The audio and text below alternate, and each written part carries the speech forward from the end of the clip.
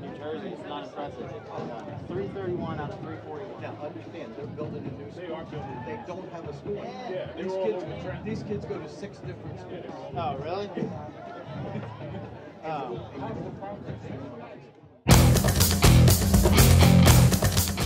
South Jersey Sports Talk presents Clement. Quarterback draw. Keep it himself. Has room. Breaks out in the clear. the West Jersey Football League. Count the snap. LaJoy being rushed. The screen to the right side and it's incomplete. Tonight's game, Trenton against Rancocas Valley. Slot formation. Tonight's coverage brought to you by Over the middle, and this one is caught for the touchdown. Alimo Group, Consulting Engineers. So who can do more than just run? Parent Chief Chapels. A lot of time here. Could be even delay a game. Highway Tire and Auto Service. Throws deep down the center of the field. Wide open, and he makes the catch for the touchdown. Mount Holly Pro Day. Mark Sykes. Third Base Sports and Trophies.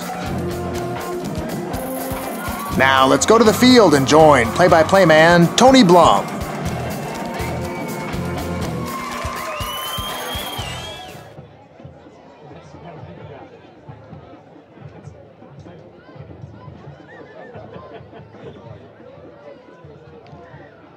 You're looking at Coach Bill Gordon Field here at Rancocas Valley High School for tonight's contest between the Red Devils and the Tornadoes of Trenton Central. My name's Tony Blum, along with Dave Klemick. And Dave, second week in a row we're together, and coming into this game, Trenton comes down here at 1-2, and of course the Red Devils 2 up and none down as they are coming off a big win over Hamilton last week, 48-0. Impressive.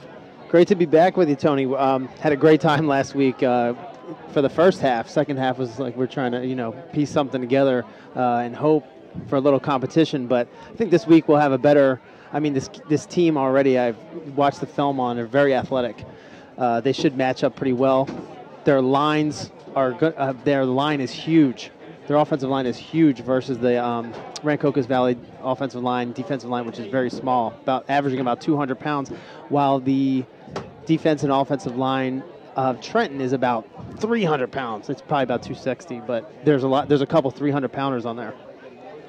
So, of course, Rancocas Valley is going to use their speed and quickness to counteract that size. We'll be back in just a moment to take a look at Trenton Central. For over 45 years, Alimo Group has provided quality engineering services to public clients throughout New Jersey and in New York, Pennsylvania, and Delaware. Many of these clients have used Alimo Group services for years, and the firm has received many engineering and planning awards for municipal and state projects. Alimo Group services are tailored to client-specific needs.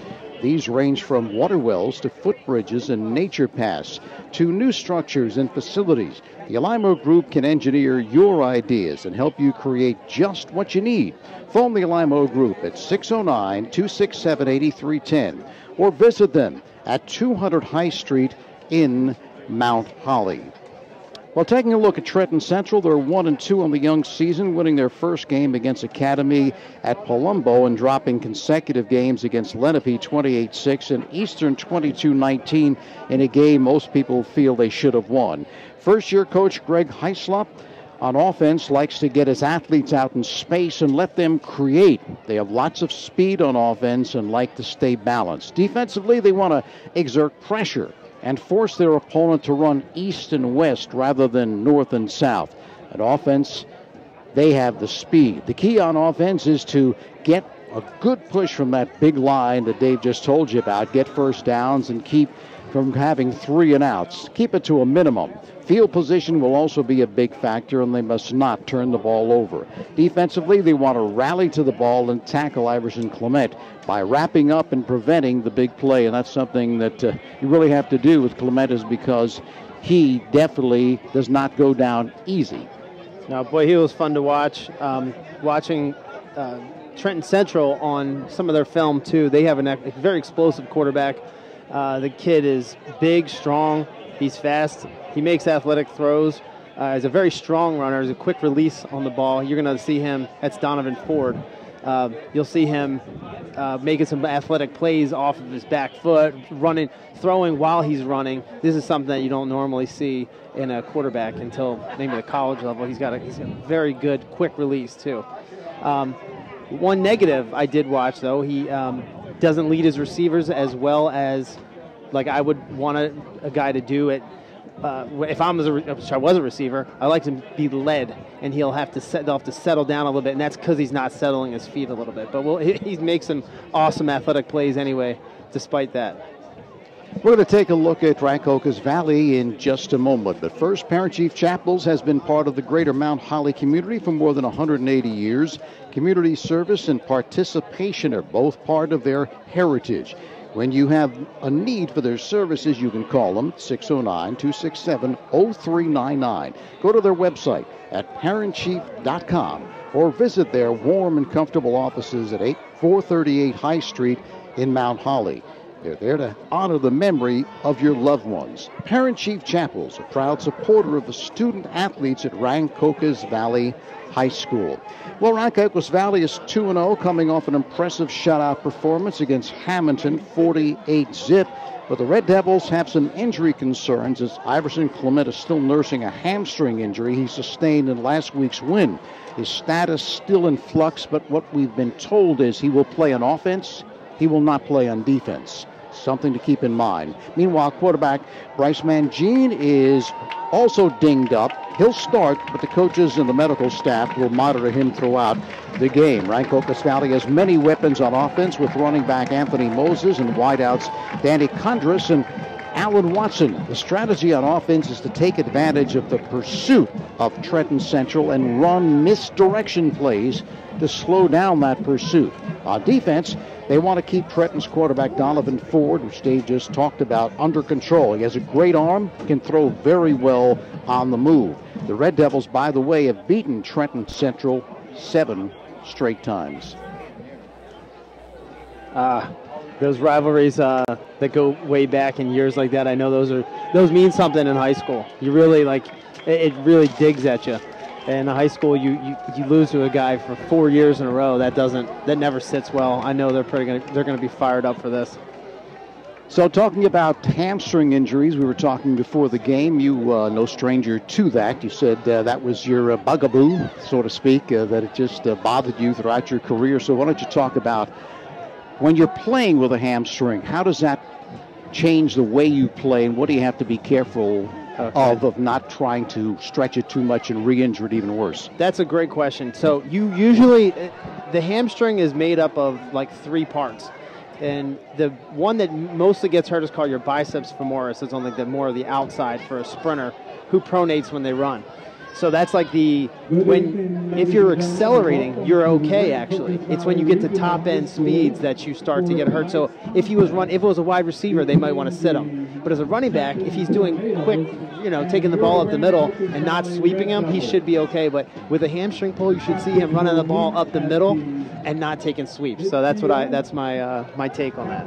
It was interesting to me. I had some back issues. As a matter of fact, I had the same surgery that Tiger Woods had, with a much better outcome, of course, in my case. But, the micro disc surgery, they just go in, make a little small incision, and take out the bad part of the vertebrae. But the thing that was interesting is before I had the surgery, it wasn't so much my back that was killing me, it was my leg. And someone who I knew from Atlantic City Medical Center, he said the vertebrae, that spine is actually connected in some way to the hamstring. Yeah. That's how it causes it to feel that way. Nerves run down the hamstring to the ankle. They can be tough. You have sciatic nerve pain, piriformis syndrome, a lot of stuff with the hamstring. Man, I know too much. I spent so much time in the training room dealing with it, nursing my hamstring, and Coach Vermeil, brought me into the training room. He's like, listen, I need you to be in the training room all day. No matter what, you're stuck in the training room, because people like really fast guys, they stick them in the training room no matter what. So you see all the receivers. We had Eddie Kennison, NFL's fastest man in '97. We had Dante Hall, one of the most explosive players in the NFL. J.J. Moses, one of the most explosive players in the NFL. All these guys, we would just be sitting in the tank constantly trying to get the ice and the heat and the contrast and massage and the stem just to get that hamstring right. And that's just a major problem for speedsters, man. And it does not surprise me after the game he had running all over the place that his hamstring might be tugged a little bit. Yeah, it was interesting because speaking for myself, I thought they took him out because of the fact that they were ahead big and they didn't want to risk him getting injured, but that was not the case. They just took him out because he already had that hamstring injury, and even Coach Houseman said we were going to run him on a goal line run, and he said, I can't go, Coach. So they had to take him out, and of course he didn't play the last two series, maybe not even any of the second quarter, and none of the second half, of course, but fortunately for them, they didn't need him.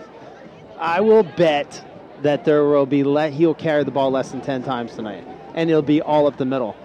As long as they don't have to let him open up, run a wheel route or a deep route or anything like that, he won't be returned. That's kind of how you deal with the hamstring. You can accelerate because in the stride cycle, it doesn't start to open up where you kick your heel to your butt. That happens late, and that's when you pull it. You don't pull it during the acceleration. Your leg is still bent when you hit the ground, and you push hard, but you're not pulling yet. At the top end of your run, you start to pull, and that's why you say pull that hamstring, because you do it after you leave the acceleration. He probably did it on a longer run. And also when it's really hot. It was hot the other night. And you can get dehydrated real easily, and that helps too. That hurts too. That's so true, because when you're watching a game, or even when you're watching a track athlete at the end of a run, that's when you see them pull up and the hamstring goes. Never in the acceleration. So now you get your hamstring education. There you go. So don't say we don't give you more information than just football here. Come on now. Trenton has won the toss. They have elected to receive and defend the goal to our right. They're dressed in their white uniforms with red and black trim. And, of course, Rancocas Valley in their home, all reds with white trim. Beautiful night here this evening for football. Cool. A breeze is blowing. So we're here to bring it to you. Hope you enjoy it. And got a chance to speak to Coach Houseman after the game last week. I know he was focused on this game. It was a big win. By the second half of that game, he was focused on this game because he was up so much. I think they were up 41-0 at halftime, or just close after halftime, so I know he was moving on. So right now, before we get this one underway, the color guard coming out to the RV logo at center of the field. We're going to have our national anthem performed live via the trumpet.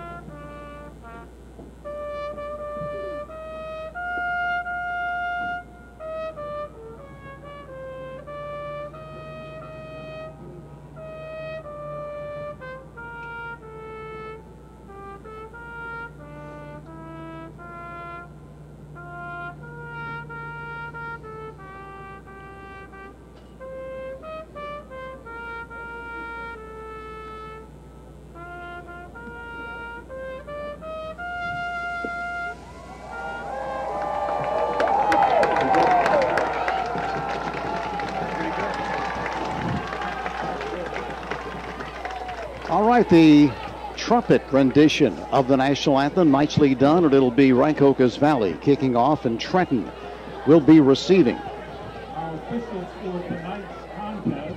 Just got chills. Still gives me chills. As soon as I hear that thing. Some early scores, by the way, the most important of which is Millville and St. Augustine all knotted up at 7, probably the biggest game in South Jersey this weekend. Yeah, recently Millville just became a powerhouse in football. And for a very long time, they were super quiet. Decades of quiet. Now they've been great. Of course, you remember those great teams from Tony Serace, Calvin Murray. Serace is now coach at Princeton, right? He's the head His son, Princeton coach. Son. Yes. Okay, never mind. Yep. Absolutely. Tony, of course, is a great guy. Matter of fact, Saw him one time up at Yankee Stadium. Oh, really? Guess who was there to see? Mr. Mike Trout. Mike Trout. Yes, from Milford. The reason why I watch baseball. Yes. So it'll be Rancocas Valley kicking it away. Kyle Prskavich will be booting it. And number 1, Wissam Ingram. Jair Brown is back to receive it, Picking off along with Ingram. will be number 90, Kyle Prskavich.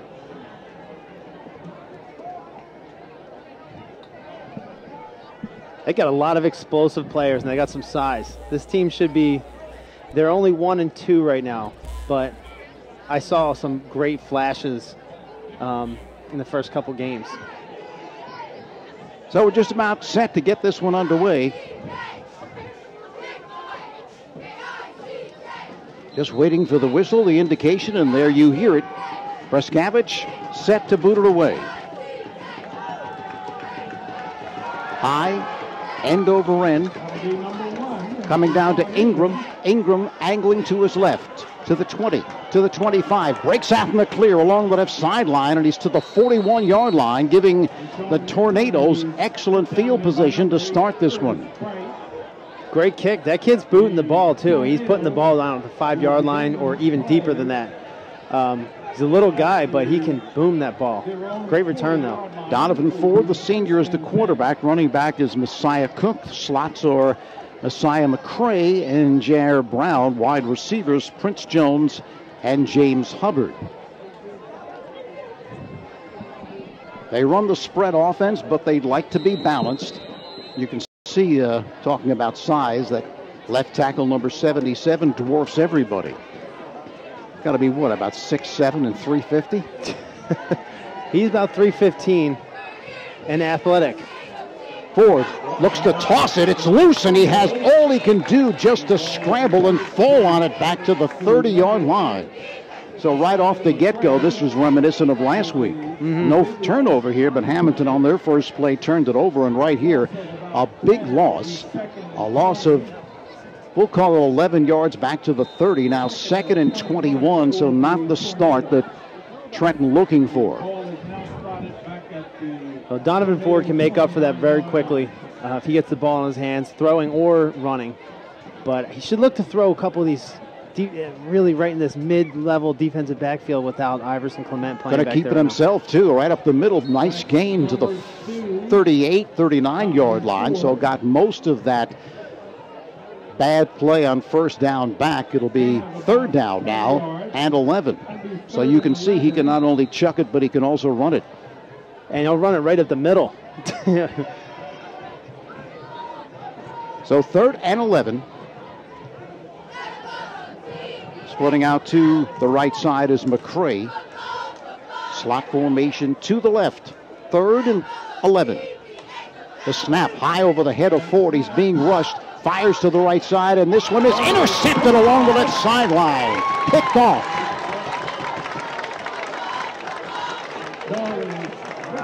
Picking it off, coming up with the pick was Joel Anaya.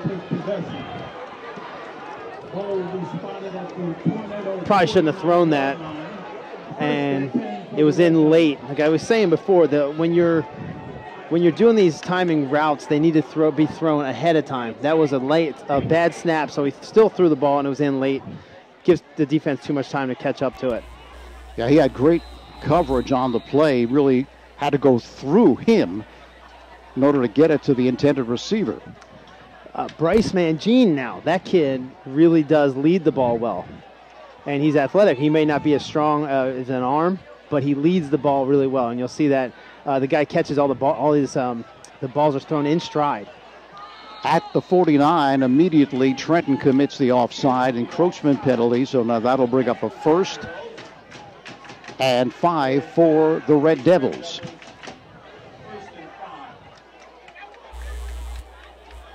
So not the way you really want to get it started if you're Trenton Central.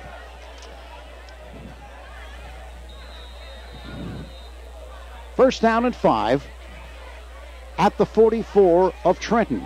Mangine takes the snap, Gives off to Clement, looking to sweep the right side, looking to make the turn, played nicely on defense, unable to turn the corner as he was knocked down by Jones in combination with Nazi Washington. So they played it well there. And that play was meant to go right up the middle, and he bounced that on the outside. If he's nursed that hamstring, he wants to stay right there in the middle, try to find lanes in the middle. No gain, 2nd and 10. Condra splits out to the right side, a stacked trip to the left. Mangine giving instructions out, setting the offense. Takes the snap. Gives to Clement off left guard for maybe a yard, but again, Trenton playing it very well. And that was a stacked trips on the left side, and usually they're going to try to set up a screen with that. And they'll run that again. They're just trying to see what defense they'll go into with a stacked trips there, if you saw that on the left side. That's what I would do. So now 3rd and 9, pickup of just a yard for Rancocas Valley, no score. Approaching 9 minutes left, opening quarter. Weird formation. Yeah, they have 2 players stacked to the left side in front of Mangine. The give is to Clement. Clement fighting for extra yardage to the 45, but he's going to be far short of the first down, 6 yards short. Let's see how Coach Hausman's going to play it here. Likelihood is they want to pin him back and will not go for it, and he does not. Here comes the punt team. It's different in the high school. There's some high school coaches that elect to never punt, no matter what the situation is. And sometimes because of the short kicks and the bigger returns, it's better just to go for it. That was something I learned as of recently. It's not just a few. There's like 20 teams in New Jersey that do that. Jair Brown is set to receive it. Ethan Jackson will be kicking it.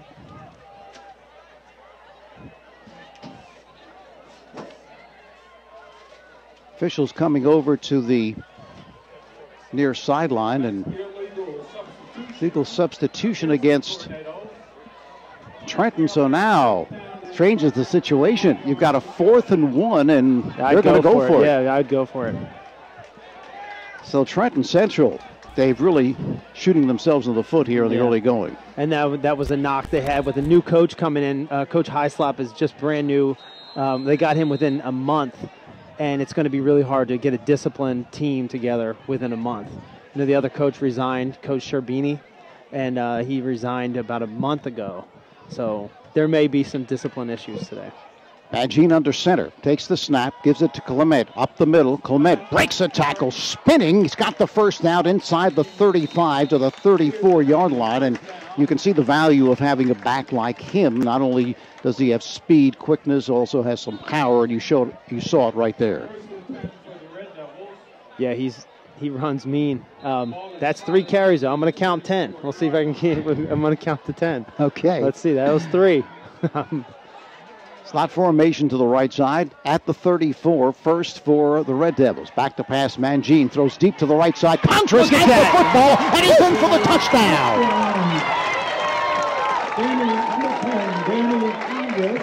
Caught the ball right in stride, just like I said. The guy, Mangine, is one of the best high school quarterbacks I've seen at leading a receiver. He did not break stride.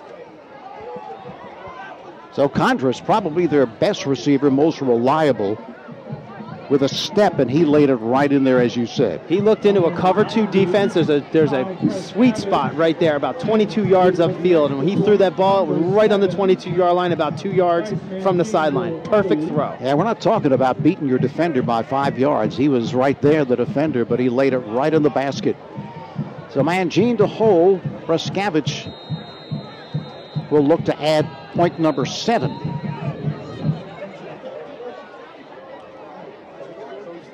And our timeout is taken by Trenton. 7:25 left, opening quarter. Rancocas Valley strikes first. They lead at 6-0. Highway Tire and Auto Service stocks a wide selection of tires for your vehicle. Their passenger tire inventory includes favorite brands like Goodyear, Kelly, and Dunlop. You'll get the best replacement tire for your car, light truck, or SUV now. But there's more. Highway Tire and Auto Service, family owned and operated for over 50 years, also offers specials on oil changes, alignment, and brake service. Highway Tire and Auto Service, 1661 Route 38 in Mount Holly. Phone them 609-267-5300 or visit them online at highwaytires.com. Of course, when you look back, that touchdown right there was made possible by the penalty on fourth down. That's right, fourth down, because it gave them 5 yards and they went for it instead of kicking. So penalties can really kill you. Yeah, and they go, after you get a bonus play like that, you go deep.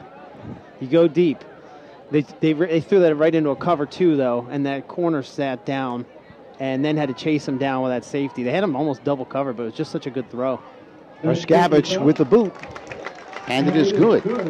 That kid's touch is unbelievable. 2 minutes and 25 seconds remaining in the first quarter. Scores the Rancocas Valley Red So Devils 7-0, 7:25 left in this opening quarter of play, and so far it's been all Rancocas Valley. So far, when we see a team make mistakes, they do capitalize a lot. And you're hoping for a turnover or a penalty, anything to spark, to get a spark early in the game. And once you get it, you can capitalize. It's a momentum builder, and that penalty just did that for them. And when you're on the road, you've experienced it at all levels, high school, college, and of course in the pro game as well. You can't expect to go in to face an opponent that's a quality opponent and start off the way they did, with the penalties, with the miscues, giving Rancocas Valley a 4th and 1 versus a 4th and 5, 4th and 6, and then that led to the touchdown. You can't play that kind of football. Can't beat yourself. No. You cannot beat yourself. Not when you can't give any mistakes anyway. So they'll get another shot at it. Ingram and Brown back to receive it. Prescavage will kick it.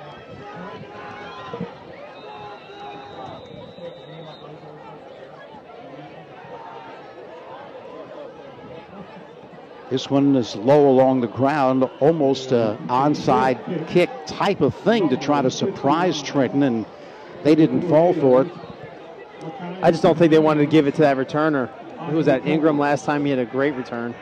That was a 40-yard return, and it was a perfect kick. So I don't think they want to put it in his hands. I don't think they were fooling anybody. No, probably would have made out better if they just kicked it out of bounds. They would have had it 35. at what, 35 or 40. That's right. 35 in high school. That's right. Those rules changed the game so much. I remember when they changed the kickoff return rules, and the game's a lot more fun when you have the return game in it, and especially in the NFL. Such good returners, and they take them right out of the game. I kind of don't like that rule. So here's Ford under center, backs in the I formation, takes the snap, off right tackle, no gain at all there. The give was Messiah Cook, and he was hit in his own backfield. I say one of my favorite things about Donovan Ford was his ability to run his fakes. He is like a magician back there. When he puts the ball in, like I followed him I'm watching him the whole time. I believe everything that he does. He really sells all his fakes. You watch that, it's very impressive. So a loss of 3, maybe 4, second down and 14 at the 46-yard line. Again, giving off right guard for Cook. Cook able to sidestep the initial tackle and picks up 5 yards. Bring up a 3rd and 9. Nice job there by Cook, as he was really grabbed in his backfield just as he was on the previous play, but able to escape. Yeah, I really do think they should take advantage of the size of their line, pushing the ball right up the middle. They've had some early success here, and they don't need to make big plays, because then big plays are high risk, and they just cost them a touchdown right there on that last interception. Trips to the left side, 3rd and 9 to his left, throws deep down the center of the field, and this one is incomplete. Great throw there as the receiver really was triple teamed, that he still got the football to him. So you can see right there what Dave was talking about, the arm strength, but Hubbard unable to hang on. And he's got a quick release. He doesn't, project the thing so much that I didn't realize he was throwing that far. And that ball had some some distance on it, man. That ball traveled about 50 yards. Actually, Prince Jones, the intended receiver, you see him limping off the field, so have to watch to see if he's going to be able to return. Jair Brown will be kicking it.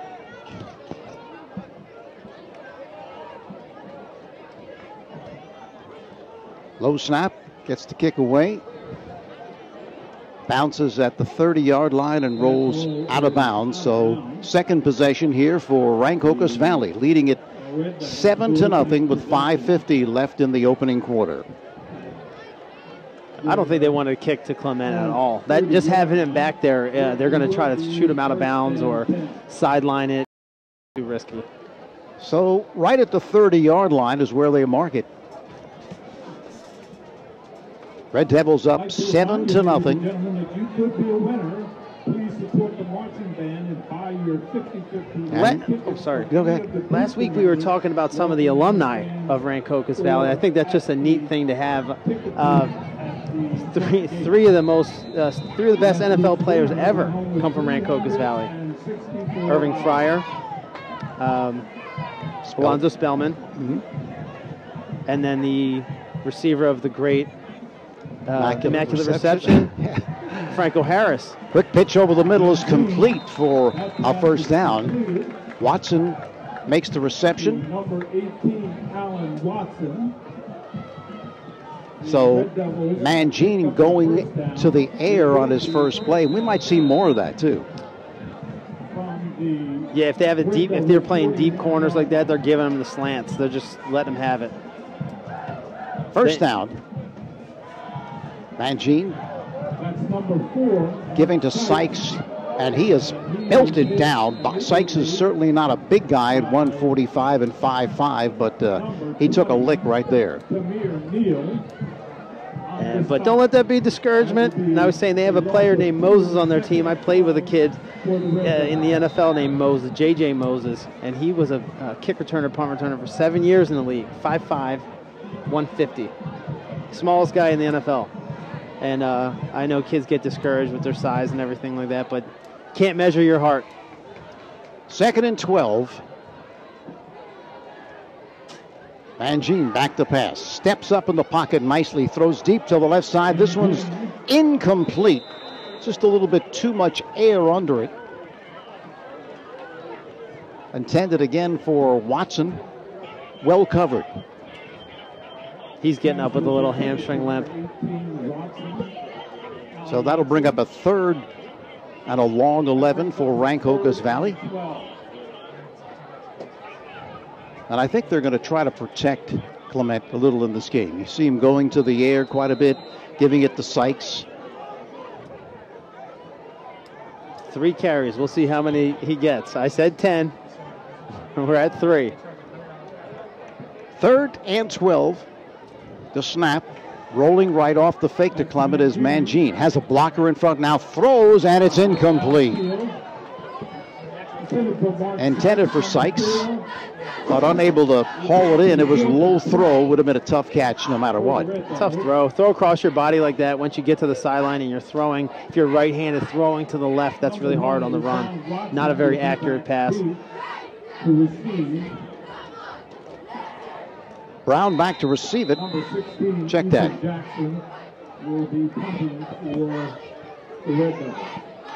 Ingram back to receive it. Jackson to kick it. Of course, we already saw what Ingram can do. Let's see where he kicks it. High. Gives his team plenty of time to get under it and gets a Rancocas Valley roll, and getting out of the way is Ingram. And the ball's going to be down just outside the 10-yard line at the 13-yard line. That's how you want to play that. And then speaking of notables, I looked up that one of the notable alumni of Trenton Central is rapper Jay-Z. Really? Yeah, Jay-Z. Didn't complete school there, but he did go for 2 years, I believe. Okay. So that kind of makes up for the 3 NFL guys. Yeah, Now, probably. if you don't know who Jay-Z is, he's, probably the most popular rapper ever. And pretty wealthy at that. Yeah, Yeah. he's doing pretty well for himself. I'd say. So here's Trenton Central at their own 13-yard line, pinned deep in their own territory. Slot formation to the left side. Up the middle, the give. Here's Cook with the carry. That's number 2, Donovan Ford. I think this is what Hamilton was trying to do: chip away, quick plays up the middle, and chip, get a first down, chip, get a first down. You got to. 2nd and 6 at the 16. And the left tackle definitely jumped. That appears to be an illegal procedure. So there we go again. I mean, you get 4 yards on first down, put yourself in a good position to run a lot of different plays on 2nd and 3rd, and then the illegal procedure sets you back 5 yards, so you're right back where you started from. Yeah, with the new coach, they probably only had they didn't have an off season together to get to get their timing together, and even positions may change. He may see something totally different than Sherbini saw, and different starters, different way people gel together. They're going to have a lot of penalties today. 2nd down at 11, ball at 12. 7-0. Rancocas Valley leads it. Back to pass is Ford, throws to the right side, bobbled but hauled in for the first down and more. Fumbles the football and now picked up by Trenton. They advance to the 48-yard line. So the reception made by Jair Brown, and he coughed it up, but there to recover his teammate. Didn't catch who recovered it, but they were fortunate. 48-yard line. It will be first. So that quarterback was Messiah McCray. Actually, that was number 8 in at quarterback, Messiah McCray. I do not see Donovan Ford out there right now. First down. Fortune smiled upon Trenton Central there. And the give off right guard for 2, maybe 3. Donovan Ford being treated on the sideline. 7 for the Tornadoes. So he may be shook up a little bit. Directly at midfield. 2nd down at 8 for Trenton at the 50-yard line. They trail at 7-0. 2:20 left, opening quarter. Hubbard splitting out to the left side. Slot formation to the left. Back to pass, looking to throw once again as McCray fires it, but out of the reach of the intended receiver. That being Tamiri Neal. That was a fastball right there. Yeah, they're inviting them to throw. Those defensive backs are sitting at about 12 yards and letting them say, "Come on, throw it at us." We'll stack the middle and let them throw. And they're doing that because the backup is in right now. We'll find out shortly what's going on with Donovan Ford. McCray in for Ford, slot formation to the left side, 3rd and 8 from the midfield line. Back to pass is McCray, and he is dumped for a loss back to the 45 of Trenton. Had no chance there. They were in on him almost instantaneously as soon as he got the snap. Yeah, that was some Swiss cheese offensive line work right there. I think that with the guys that size, sometimes they don't move as well. And these smaller, faster, like linebacker, defensive linemen can kind of, if you hold the ball more than 2 seconds, they're going to slip through eventually. Clement back to receive this one at his own 30. Brown to kick it. Here's the snap and He's the kick. choked up. Bounces at the 30s, taken by Clement. Starts to his right. looking for the right sideline. There is a marker down, so this one probably will be coming back no matter what the outcome. And he's across the 35 to the 37, 38-yard line, but there was a marker on the play.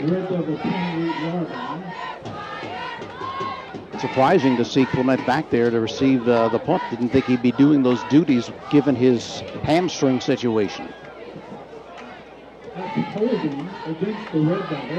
Well, it might not be that bad. Normally, if you have a hamstring issue that's, over a grade 1, they have a sleeve on you, something visible to see the cover in your leg. I don't see that.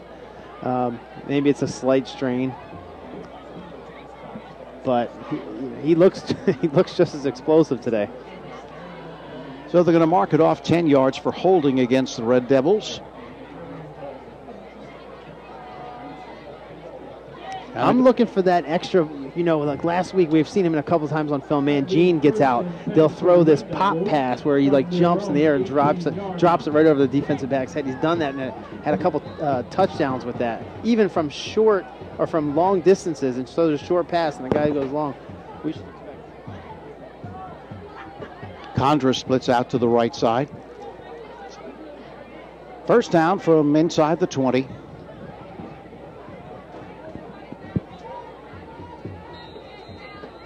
Seven 0 Rancocas Valley on top.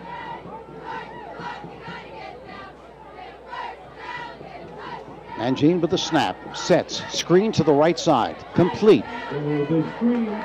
First down yardage across the 25-yard line to the 29. That was Watson on the reception. So Watson is proving to be a valuable receiver for this team. He's very athletic, and I think he's gotten a couple of scholarship offers already. And he gets overshadowed because of Clement, but that kid can play. 6'1", good size. Clement, off right guard, powering forward. Pickup of about 4. Carry number 4. Number 11, Clement on the carry. Second down and 6. This could be the last play of the first quarter. Slot to the right.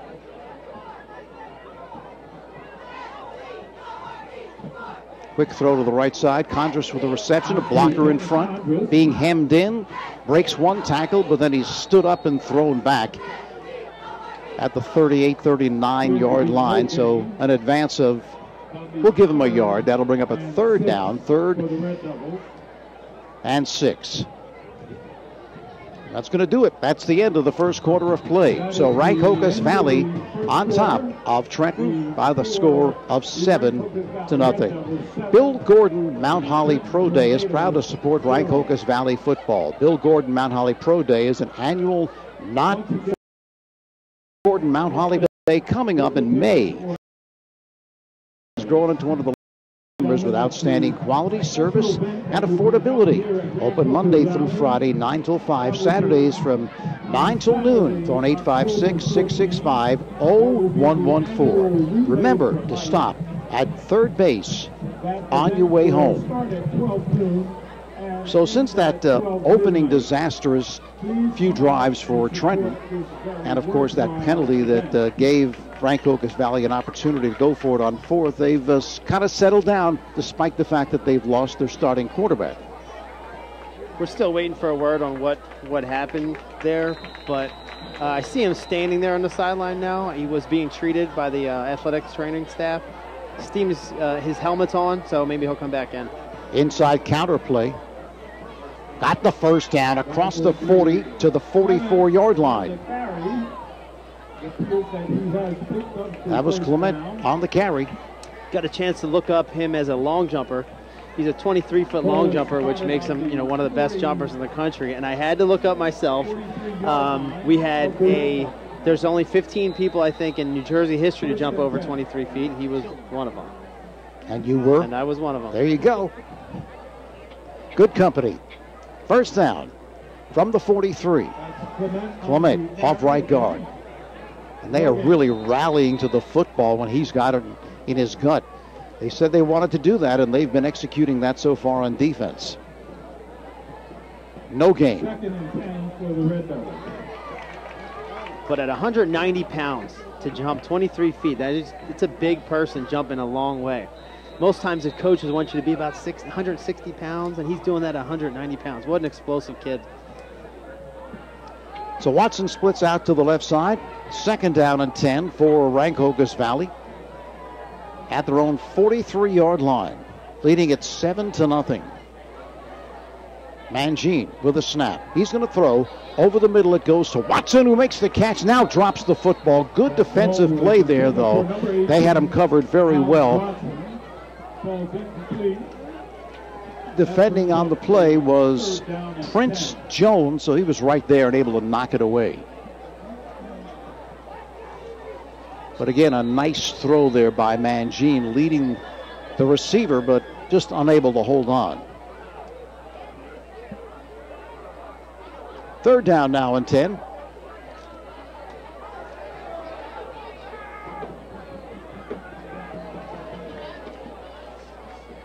They give to Condress. Condress breaks free. Condress ahead of everyone. Condress is to the 20, to the 10 for the touchdown. 57 yards by Condress. 57 yards. Showing off some late speed there, running away from the defense. That was a little inside handoff on a jet sweep. Inside handoff jet sweep, and he played that perfectly. Defensive end jumped too far, and he jumped right inside defensive end, took it up the sideline. Beautiful. Condress now has both touchdowns, one receiving and one on the ground, and he's quick. He pulled away from the defenders. Raskavich to kick, Mangine to hold.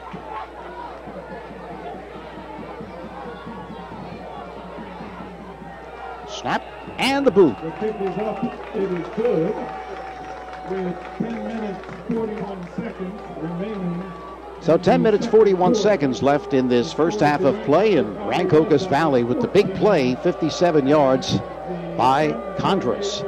Well, for over 45 years, the Limo Group has provided quality engineering services to public clients throughout New Jersey and in New York, Pennsylvania, and Delaware. Many of these clients have used the Limo Group services for years.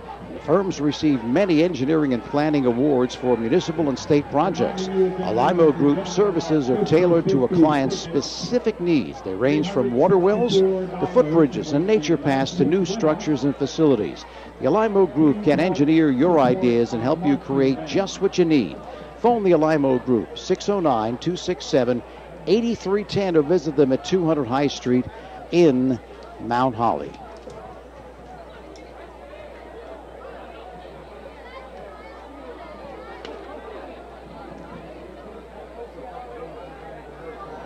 So 14-0. Cook is back there along with Ingram.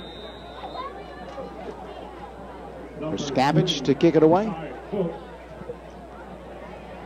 High, taken by Ingram at the 20, starts out to his left, has some blocking, and then tripped at the 25 and falls forward to the 29-yard line, but he looks to be very dangerous back there, Ingram. Yeah, and I'm sure they scouted him and know he's got speed, and first kickoff of the game, he took it about 45 yards and made it look easy. I wouldn't kick it to him. And their guy, and Rancocas Valley's kicker he can boom the ball, and that just gives him too much time to make big plays. So I think that's why they're kicking it short or onside kicking. So with the football, Trenton.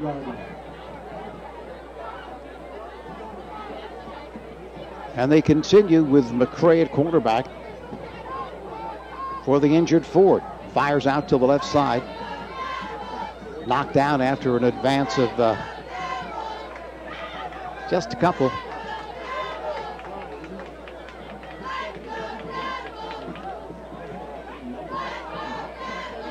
Actually, they give him an advance of 4 yards. Hubbard makes the reception. 6 yards.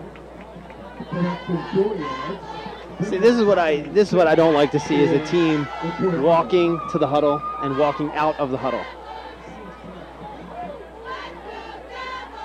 The snap. And he is racked up. Maybe getting back to the line of scrimmage, but McCray looking to keep it himself, and he had nowhere to run.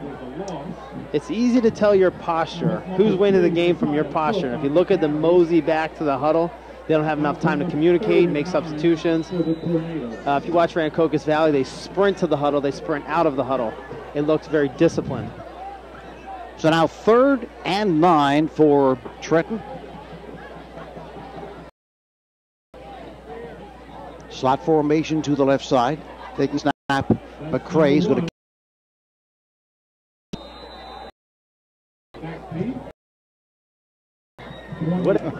Okay, a low snap, able to field it. Short kick, they're just going to let it bounce to the 40-yard line and then down at the 39, 40-yard line. So very good field position for Rancocas Valley. Once again, they lead it 14-0 with 8:20 left in this first half of play. Yeah, I just watched the hustle of Rancocas Valley in and out of the huddles to the sideline all the time. And I'm watching Trenton Central right now just moseying around. This is the signs of a brand new coach who's got to get his players to all buy in, and that takes some time. If you're moseying around, you could tell the team that's winning. Yeah, well, that's instilled in your players, I guess. He doesn't want to see, coaches, don't want to see that type of action. That's right. They expect you to. You best be huddling, or you're going to do some laps here. Yeah, and you don't have enough time in the huddle to communicate with each other, make call changes, and talk to each other. That huddle is important. At the 40, Mangine to give to Clement. Breaks free, cuts Schreier's right, still looking to pull away at the 41-yard line. First down and more, and again, that was kind of a vintage Clement run right there. You saw him burst through the hole, and then they had all he could do to just keep on holding on before he would pull away and go the distance. And you mentioned it before, but his, not just his speed, but his aggressiveness at the run. He runs that ball when he takes the handoff up the middle. He doesn't chop his feet, doesn't make a lot. He gets through about 5-6 yards, and he is pushing people over, knocking people over that are twice his size. There you see him again, so he must be feeling pretty good. Seems like as the game's going on, his hammy must be feeling a little bit better because he's looking like the old Clement right here. 6 carries.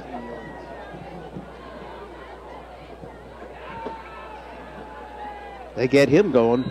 Look out. I think they get this thing away up to 20, 21, 28 points up. Yeah. And they can let him sit again. And Gene, quick pitch over the middle, complete to Watson, slanting. He's to the 15-yard line and has yet another first down. So first down after first down after first down here for Rancocas Valley on this drive. Making it look easy here. Almost as if the defense of Trenton, it's early yet, Dave, but they may be getting tired. I don't know. Mangine up the middle. Clement to the 10, picks up 5. 5 on first is a coach's dream, right? Put you in a winning position. I know when you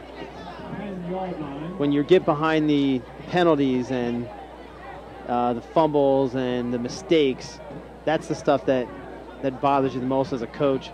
I played for a coach, the great Bob Coffey, who I was too scared to make any mistakes. Here's Keyshawn Harris straight up the middle, bullying for close to another first down.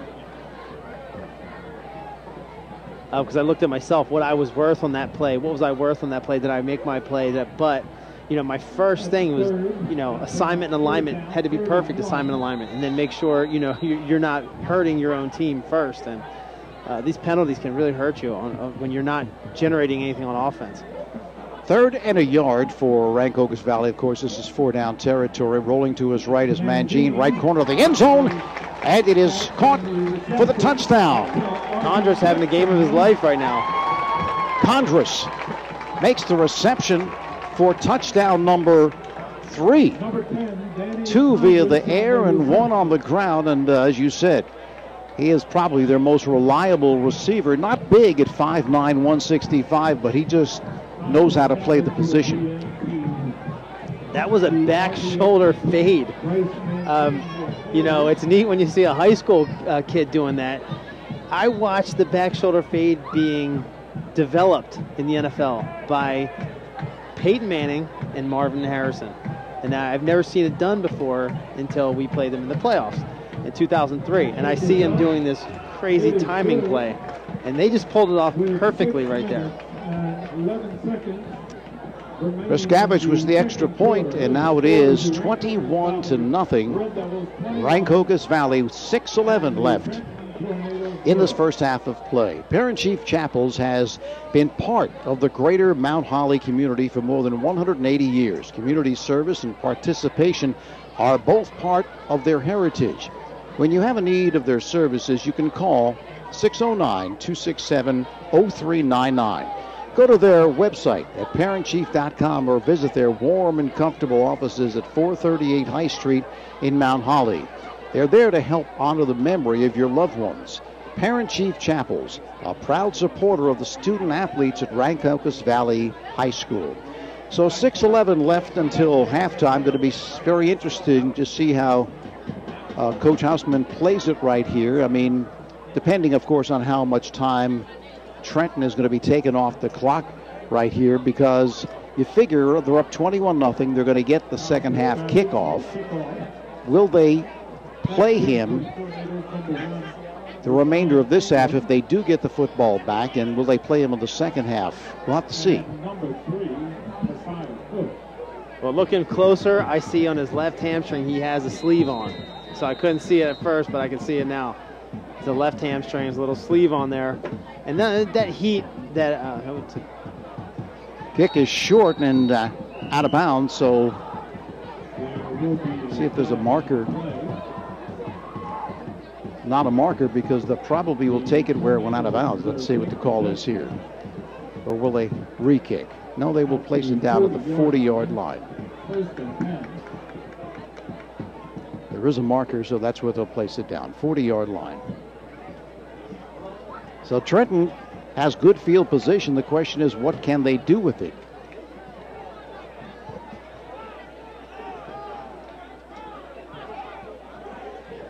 They trail at 21-0. 6:11 left till halftime. Yeah, at this point, without their starting quarterback and they're down by 21, this is going to be a, hopefully, I hope it's not another blowout. Does make it tougher, hustling in.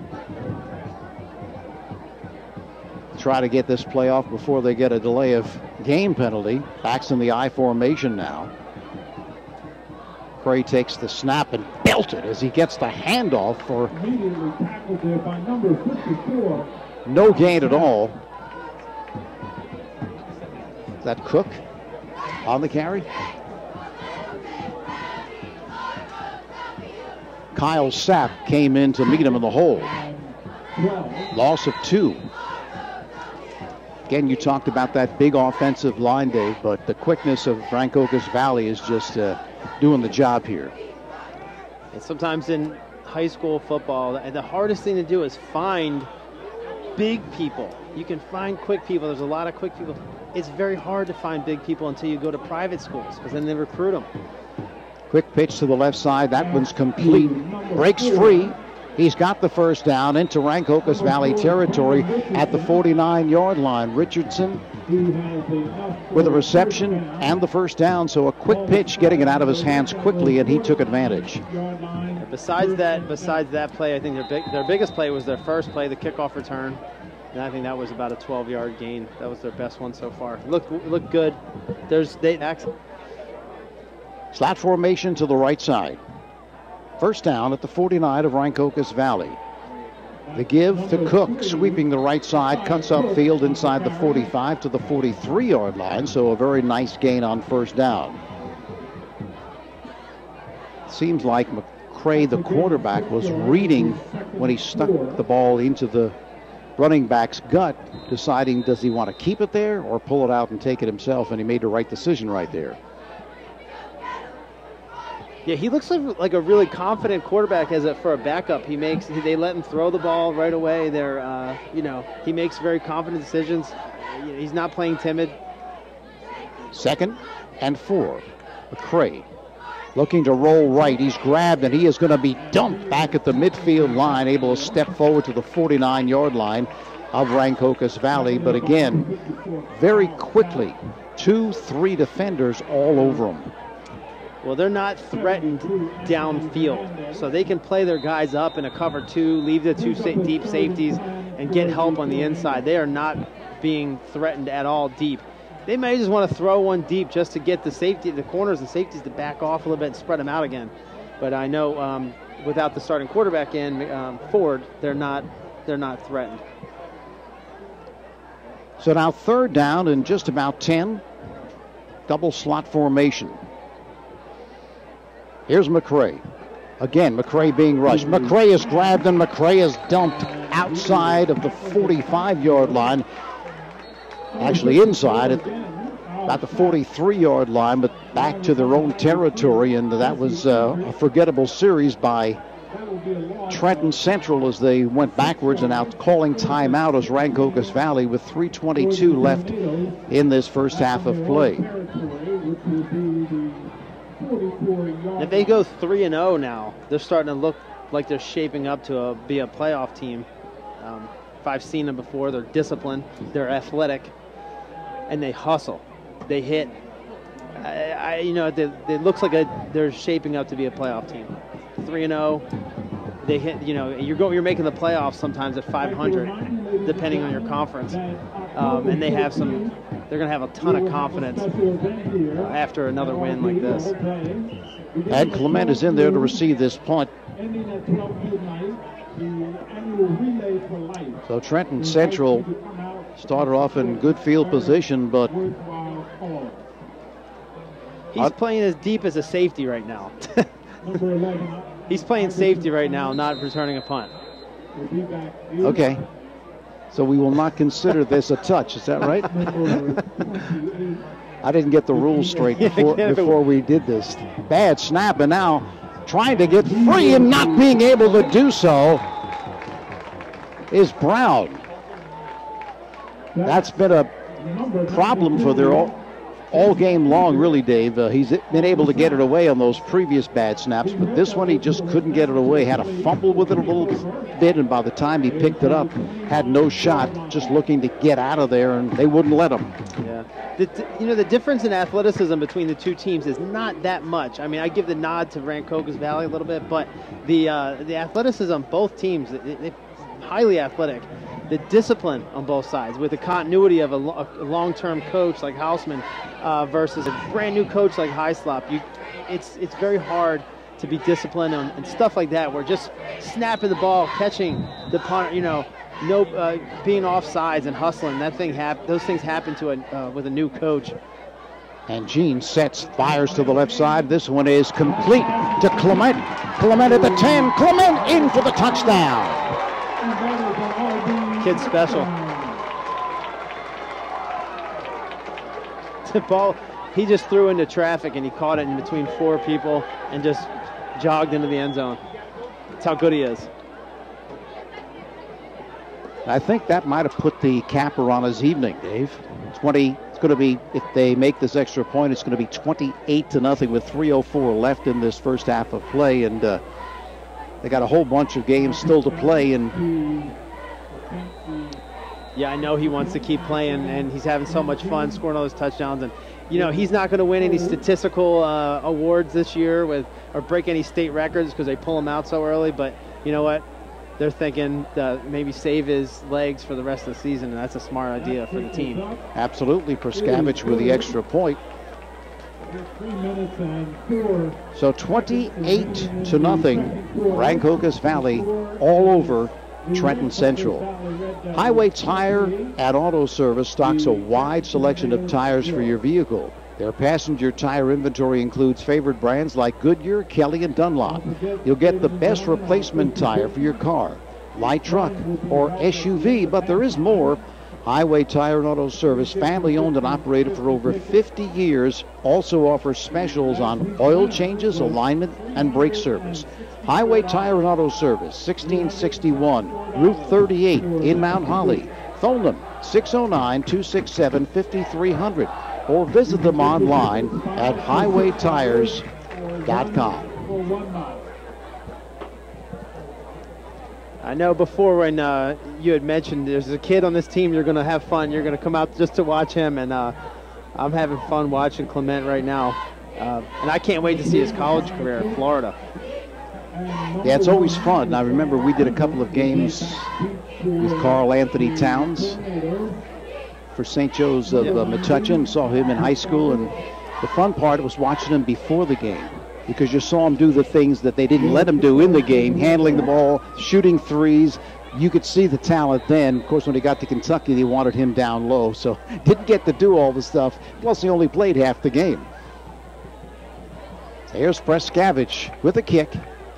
Ingram fielding at the 15. Starts to his left, being hemmed in, and he is dumped right about the 19-yard line. So did a great job there. After that first big run back, they were able to contain him right there.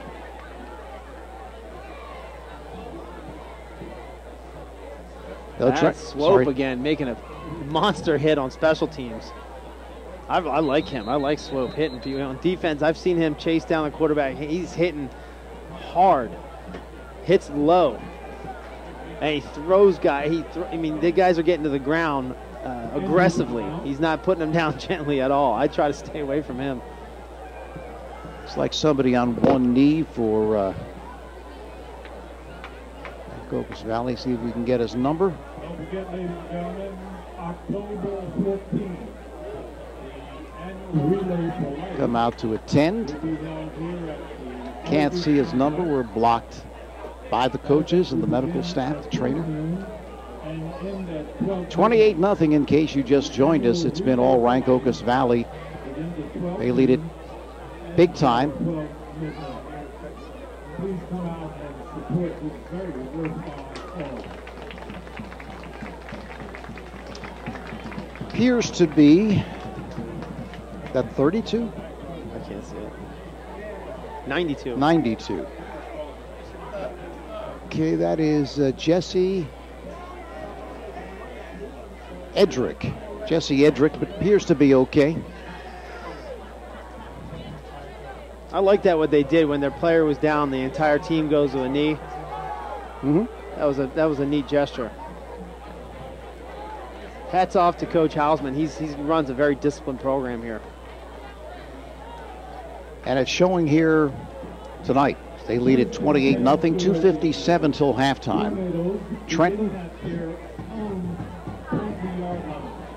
looking to get something going here as McCray continues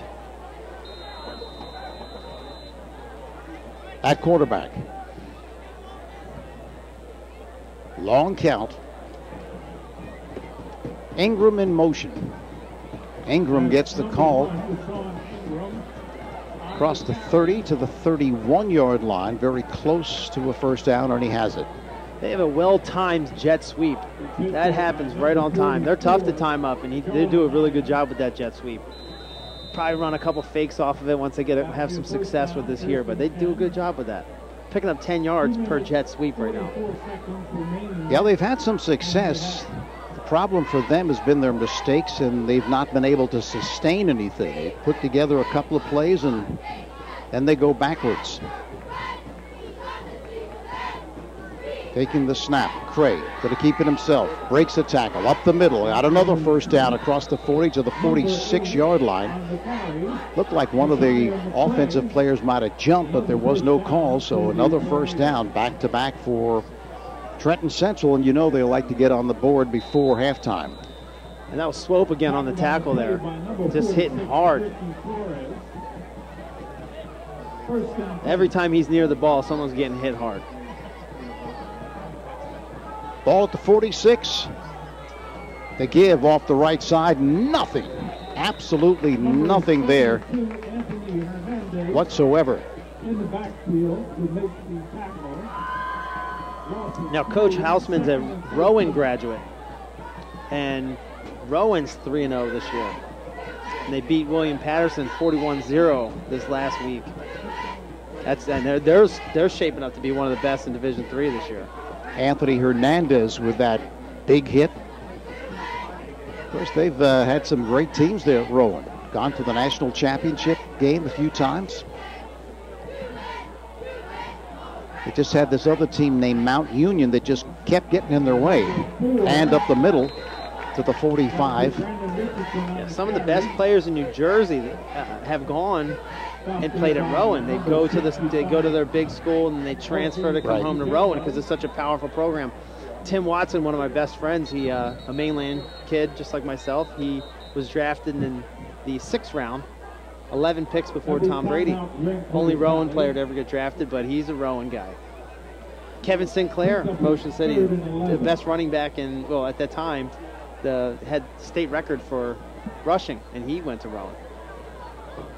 Absolutely. Went to Rutgers first and then to Rowan. It's 28-0, 1:05 left till halftime. Bill Gordon Mount Holly Pro Day is proud to support Rancocas Valley football. Bill Gordon Mount Holly Pro Day is an annual not-for-profit event established in 1998 as a way to financially support area youth programs. Everything from Pop Warner football to Mount Holly Library. The 21st annual Bill Gordon Mount Holly Pro Day is coming up in May. Check out the details online at onlc.com/Pro Day. We've seen that a lot, Dave, in the draft where players have had an issue at a big school. They've transferred to a smaller level school. But the scouts, they can see the talent no matter where you play. Yeah, I was a kid. I went to a 1AA school. I was a smaller player, first a late bloomer. But I played with a lot of guys that transferred from West Virginia, Boston College, Notre Dame, Pitt, Michigan. All these guys transferred and still got their playing time. Still some of them were drafted. But they're in a position where you may have somebody in front of you like a Jabril Peppers. You're never going to play behind that guy. Now, seeing Kendrick wrapping up McCray. There was a hold on the play, but that one is a decline, a timeout. See it again. All over the quarterback. No chance whatsoever. Well, believe it or not, when Michigan recruited Jabril Peppers, they said he was the highest rated high school recruit they ever had. That's saying something. Yeah. Michigan. I watched him play against St. Augustine's Prep, and I've never seen this before. It was new to me. He was signing autographs to St. Augustine's Prep players after the game, asking him to sign his jerseys. I've never seen anything like it in my life. This is a high school player, But that's what social media has done. Is you can be famous on YouTube. You can be famous on. We're on YouTube right now. I mean, we're not famous or anything, but no. Jabril Peppers made it famous by just being. On YouTube and other players getting to see him. I mean, you could see that type of talent. It was unbelievable. And Clement still back there to receive this one. Brown will kick. Just over 59 seconds left. 28-0. Red Devils. Again, the low snap, but Brown able to field it. Angling to the right side and out of bounds somewhere around the 34-yard line. See where they place it down. Of course, they have another New Jersey kid there on the defensive line named Rashawn Gary, who was the #1 rated defensive player in the country, also at Michigan. So did they go to high school together? Did they? I think they went to the same school. I'm not sure that they Primus Catholic. Yes. Right. Yeah. Yep. They have a pipeline to Michigan right there, I know. And Coach Don Brown, the defensive coordinator there, was my head coach at Northeastern. Wow. He was the head coach at Northeastern from 2000 to 2004. And a very small school like that, we were ranked at one point #1 in the country. And Don Brown, his famous defense he gets the best defensive players in the country. Mangine on the delay up the middle. It goes to Clement. Clement with a first down. Clement across the midfield line, and Clement is to the 48-yard line of Trenton. it's hard to see him not playing running back in college. No, I'd like to see him play running back, but then I'm sure they're going to look at him as a receiver, defensive back at his size. Yeah, well, we'll see. You know, he could put on 10, 15 pounds. He has the easily. frame for it. Yeah. He put on 10 pounds over the summer in high school. The throw to the left side, this one's complete. Sykes makes the reception for another first down. I just think his talent is more on the offensive side. I mean, of the ball, rather than playing, defense. The instincts, the moves, and you know what I mean. That he's got that type of instinct, I know Jabril Peppers as great as an offensive player as he was. He always wanted to play defense. That's just what he wanted to do. Screen to the left side for no gain. That one again to Condris. They're hustling with just 12 seconds remaining. And now the spike to stop the clock. So you're seeing some replay here in this ball game. Mike Wolverton on the video, doing a great job. So probably time for one more play, and as explosive as Rancocas Valley is, they could score again with just 7.5 seconds remaining. You got a halftime guest today? Yeah, we got a halftime guest from the Trenton Times, is that right? Yep. Covering this game, and tell you one thing, he's got some stories to tell. I know. I was listening to him, and he said, look, give me a seat to write some stories here. And he's sitting right next to me, writing the whole time. Yeah, we'll give him a chance at halftime to do his thing, because he is a reporter, so. And then once he's finished, we'll talk to him. Make sure I get my seat back, that's all.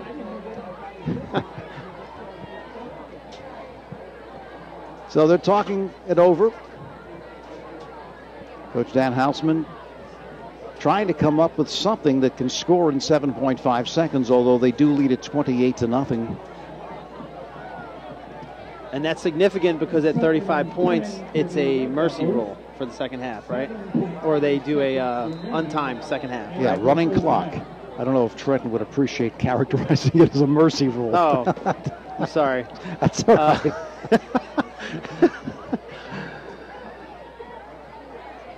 No big deal. I hear you. So here we go, 7.5 seconds remaining till halftime. I got Mighty Mark Sykes doing a corner route right here. Let's get to the Mighty Man. Throwing deep down the center of the field, and this one is knocked away, incomplete. Intended for Condris. Check that, Watson, pardon me. And that's the end of the first half of play. So, we've played one half complete, and Rancocas Valley on top, 28-0. Well, over the years, Third Base Sports and Trophies has grown into one of the leading companies on the East Coast in providing all of your trophy and apparel needs. Located on Hollywood Avenue in Cherry Hill, they provide one-stop shopping to their customers with outstanding quality, service, and affordability. Open Monday through Friday from 9 until 5 and Saturdays from 9 until noon. Phone them, 856-665-0114. Remember to stop at third base on your way home. So halftime, pretty much all Rancocas Valley, Dave, in the first half, and they get the opening kickoff to start the second half. Well, they avoided the non-mercy rule, but this has been all Rancocas Valley. And discipline, these are the things that, when you're trying to shape up a postseason team, which I'm calling it now, you want to see those disciplines happen. Even when you're ahead, that you put your foot on the gas pedal. You can see it a lot of times that things can get away from you. People get hurt, and you don't have those players anymore, like an Iverson Clement. If he gets hurt, they have to, the other team, it's next man up. They have to be able to fill in, and it looks like they have plenty of talent backing him up right now. And that's what you see, a playoff team has some depth. Well, not only that, I think the thing about Rancocas Valley is they have a system that they run. They may change it a little bit whether Clement is in there or not, but still they pretty much run what they run on offense, so they can kind of plug and play, next man up, as they say. But the thing that allows them to do that is they play, at least based on the games we've seen so far, really good defense, so that if he doesn't play in the second half, they're still confident that they can maintain this lead or even extend it, because their defense has really been playing very well. In the 2 games that we've seen them, they have yet to give up any points. They're aggressive. They play that, that normal like high school cover 2, where you're putting the 2 deep safeties about 12 yards, and you let the guys, let the corners cover the flats, shove everybody inside, and be really aggressive and blitz a lot at the quarterback. So, and they've done that, and they make them make mistakes, and they have. Everyone's made mistakes. They've had multiple interceptions in the last 2 games, and their defense is, they're pitching shutouts every time, and they take the pressure off of your quarterback and your coach, and let you get into your rhythm when your defense plays that well. And it's also interesting because the last 2 weeks we've seen 2 completely different teams on offense. Hamilton, very methodical, very run between the tackles, take it outside. We want to eat clock, get first downs, and we just want to score at the end of our long drives and keep your offense off the field. On this game against Trenton, totally different. You have the athletes, they're looking to make the big play. They have speed and quickness, and it doesn't really matter. That is, the Rancocas Valley defense has been up to the challenge both times, and it's going to serve them well going forward, because the more, I'm sure, schemes you see offensively and the more different kinds of athletes you see on the offensive side going into the playoffs, which there's a strong likelihood they will, that's going to really help. I think Trenton's we're going to see them in the second half possibly try to capitalize on the jet sweeps and faking off of some of the jet sweeps, using some of the screen plays, and letting the get a one-on-one with a corner outside because they're not really respecting, or they're not threatened at all. So they're going to play inside. They should probably be getting some screen passes and lining up one-on-ones on the outsides here. And let's not forget, they did lose their quarterback Donovan Ford. And so McCray has had to come in, and he's done a pretty good job. But there also have been so many losses, and that's the thing that coaches tell you. Just get back to the line of scrimmage. Those losses, those negative plays really can thwart you in your drive. You get a big play, and then you go back 5, 6, 10 yards by getting a sack, that sort of thing. So, I was shocked that this huge offensive line that they have is just getting beaten up by the Rancocas Valley. They're tiny. These guys are averaging 200 pounds versus averaging 250. They're outweighing them by 50 pounds a person, and they're just like Swiss cheese. So you can see now the Rancocas Valley Red Devil band on the field, and once they start their routine, we're going to go down to the field and listen to them. Very nicely, nice those uniforms.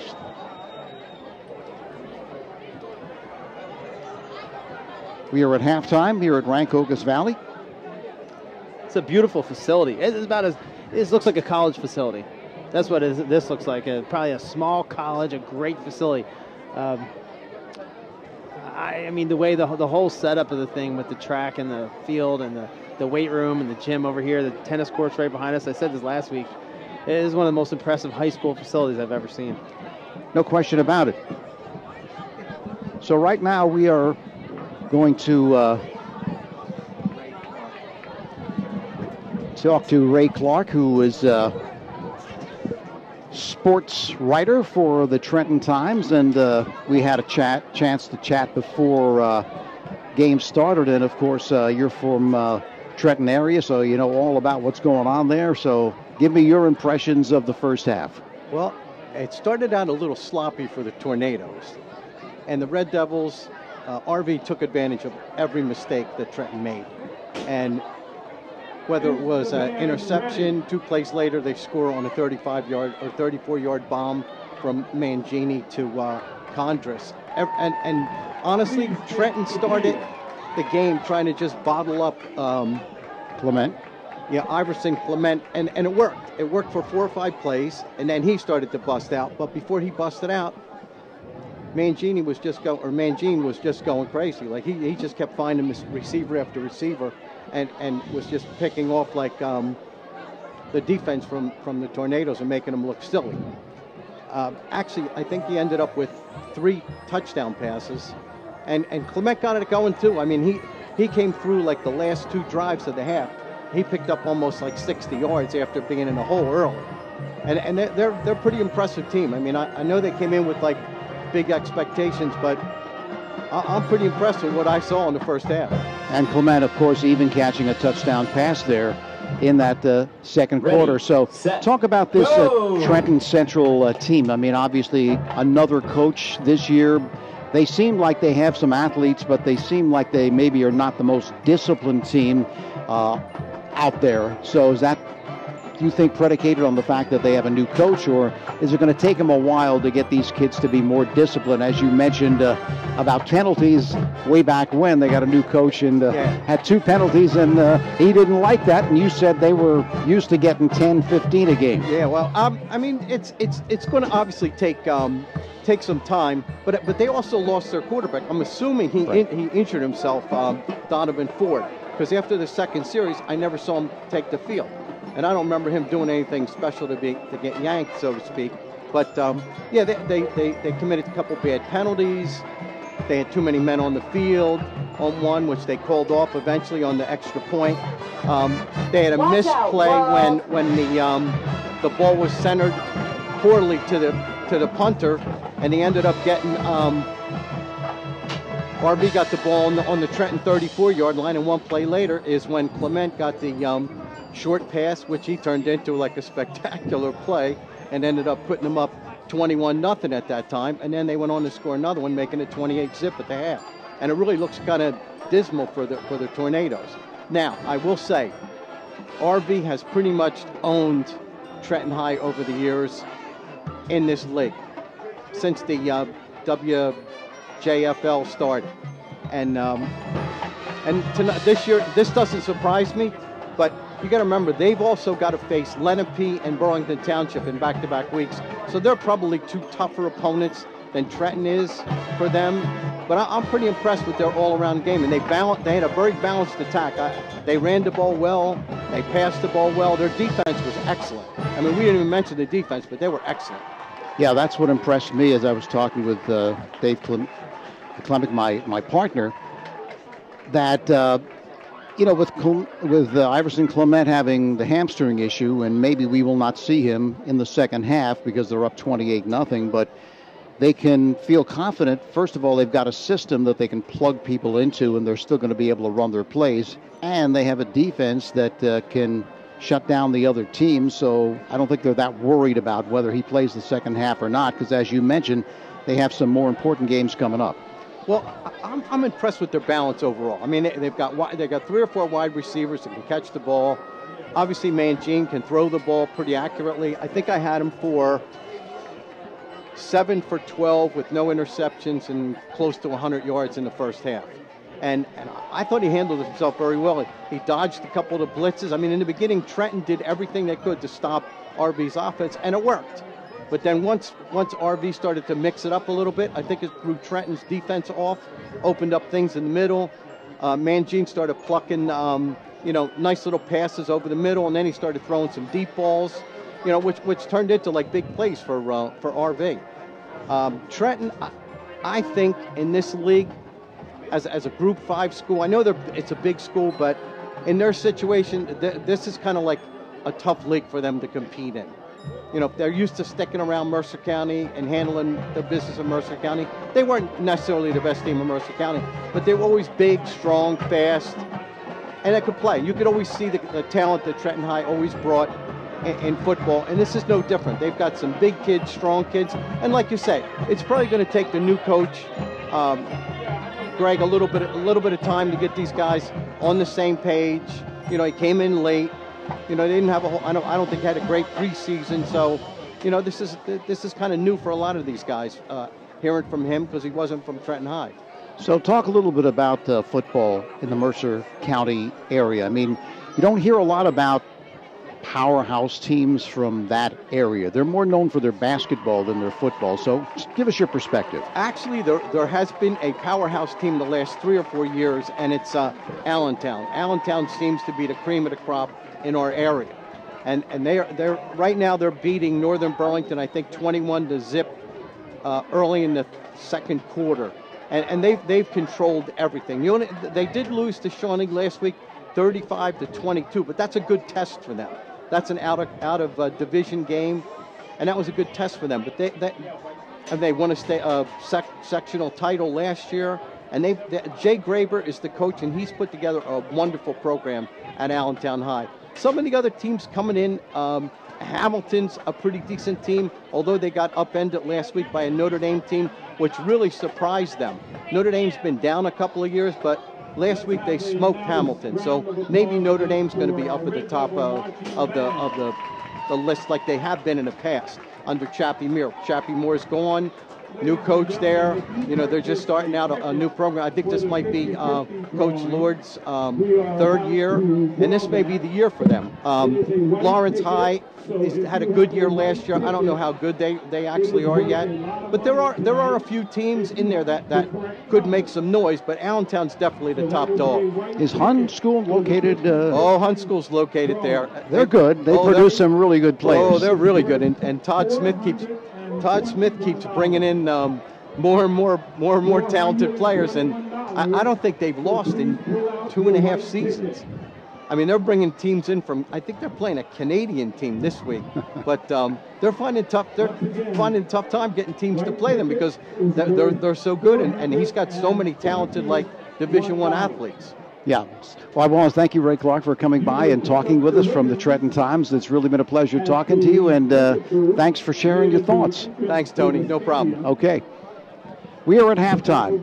28-0 is the score.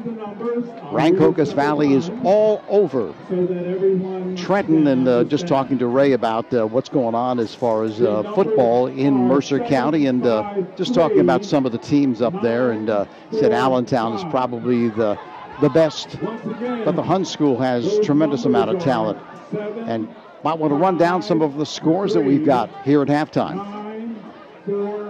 What we've got in progress is Lenape 27, Burlington Township 0. Moorestown's 20, Highland 14. Timber Creek's 38, Clearview's nothing. Millville 19, St. Augustine 17 in the fourth quarter. So that's a big game down in South Jersey. Shawnee 19, Washington Township 6. Willingboro 20, Delran 6. Bridgeton 24, Atlantic City 12. Cherokee 7, Kingsway 7. Holy Spirit 26, Lower Cape May 0. Delsey 35, Paul the 6, 0. Pleasantville 57, and Riverside 6. That's a final. Interesting. I was looking at the paper today, and I'm seeing that Cherokee is 2-0. I checked that. Cedar Creek is 2-0, and I said, wait a minute, how can they be 2-0? They just lost to Delsey last week. And then I see that Delsey had to forfeit that game because they had an ineligible player who was a transfer and didn't wait the 30 days. So Cedar Creek got the win, and Delsey's got the loss. Wow. That's a tough one, right? Wow. So sometimes they make them forfeit the entire season. Are they going to have to forfeit the season? I don't think so. That's not what I read. So fortunately for them, they just had to forfeit that game. Mainland in the past had to forfeit an entire season, I think. That was my high school. They had a player from Pleasantville transfer and didn't sit out long enough, and they forfeited the entire season. But maybe that was every game that he had played in. Right. They found out by the end of the year. Exactly. He probably just played. This was the first game that he played being a transfer. And so one game, fortunate for them. Next week, of course, we will be at Washington Township, Rancocas Valley on the road. Can't wait to see how this St. Augustine Prep game turns out. They have a lot of good players in the Prep now. They did, when Coach Reardon's over there, he really did a good job recruiting. He's one of the best of the recruiters that I remember. And when he was bringing his players in, he was bringing in guys that were, I remember seeing him over all the kid games and stuff. That he was a really good recruiter, and that team grew from the couple years that he had been doing that. that means a lot to the parents when the coaches can come out and talk to you and try to convince you to come out. And sometimes you're just feeling like that you're wanted by a program that thinks they're going to take really good care of you. It's an all-boys school. It's a very disciplined school. Got to know some of the players at the prep, too, and they're a very disciplined group. No question about it.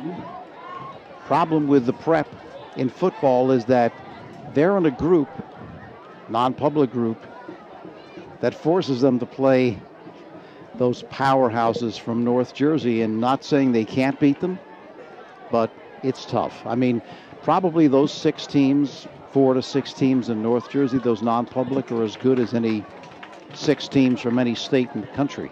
I mean, they are just tremendous. Yeah, perennial, they rank in the top 10. You always see you see some of those schools. Paramus Catholic was recently in the top 20, I think, in the country, which is that's another school that usually isn't in that top 10, but Don Bosco, you'll usually see in the top 5, and then it's just nothing but Texas and Ohio schools after that. Yeah, Same sure. with Florida school. It used to be Don Bosco, and that's about it, but St. Joseph Metuchen, check that, St. Joseph Montvale. Metuchen is basketball. St. Joseph Montvale, always a powerhouse. Bergen Catholic, I mean, there's so many of them up there that St. Peter's Prep, just tremendous. And as you say, they can recruit, and they do, from all around. I mean, you see some players. I remember I did a game with Holy Spirit up at Hudson Catholic, not certainly the power that we just talked about with those schools, but there were kids from New York and some from Connecticut playing for our Jersey City school. Yeah. Now with a lot of the high schools now have the choice programs, the choice school programs, so you can actually, if you can convince them or they can test into that school, there's tests, I guess, and they can only accept a certain amount of kids. But you can go, if you're live in, Atlantic City, you can go to Ocean City High School. You can go to Egg Harbor Township. You can go to Mainland. No question about it. Both teams back on the field, and we're going to be set for the second half kickoff in just a moment. For over 45 years, the Limo Group has provided quality engineering services to public clients throughout New Jersey and in New York, Pennsylvania, and Delaware. Many of these clients have used the Limo Group services for years. The firm has received many engineering and planning awards for municipal and state projects. Limo Group services are tailored to a client's specific needs. These range from water wells to footbridges and nature paths to new structures and facilities.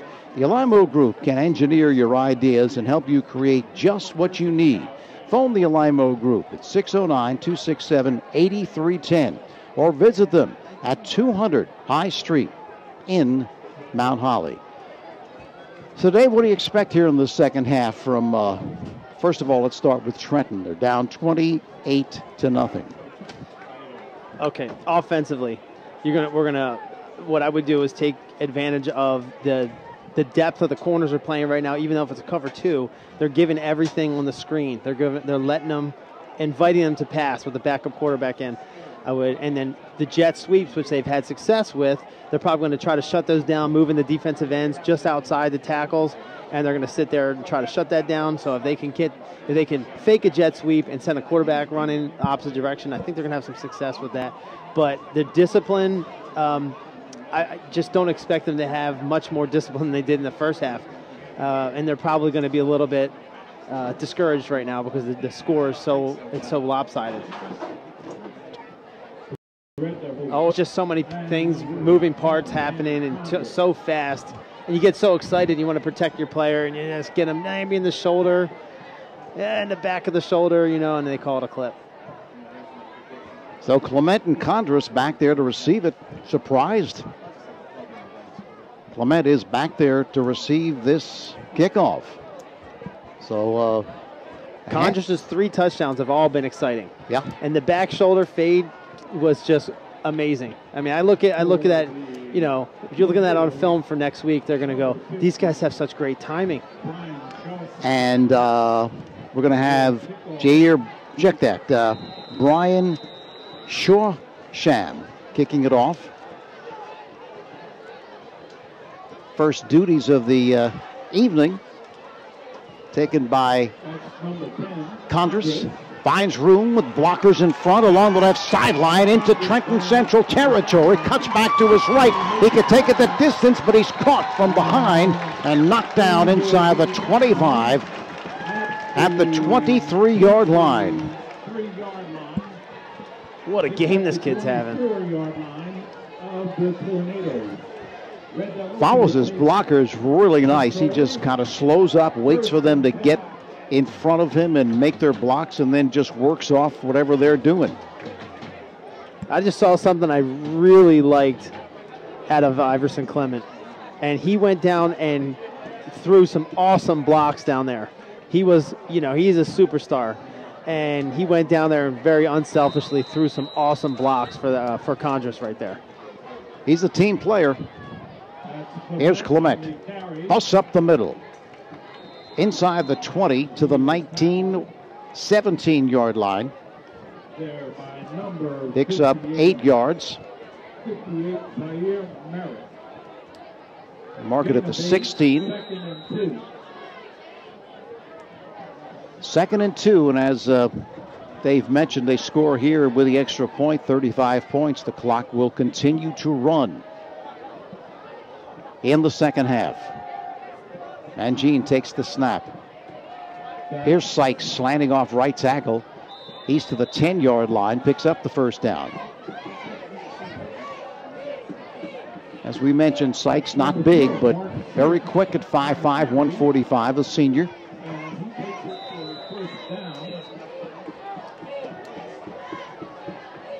Ball from this angle right inside the 10, so it'll be 1st and goal for the Red Devils, leading at 28-0.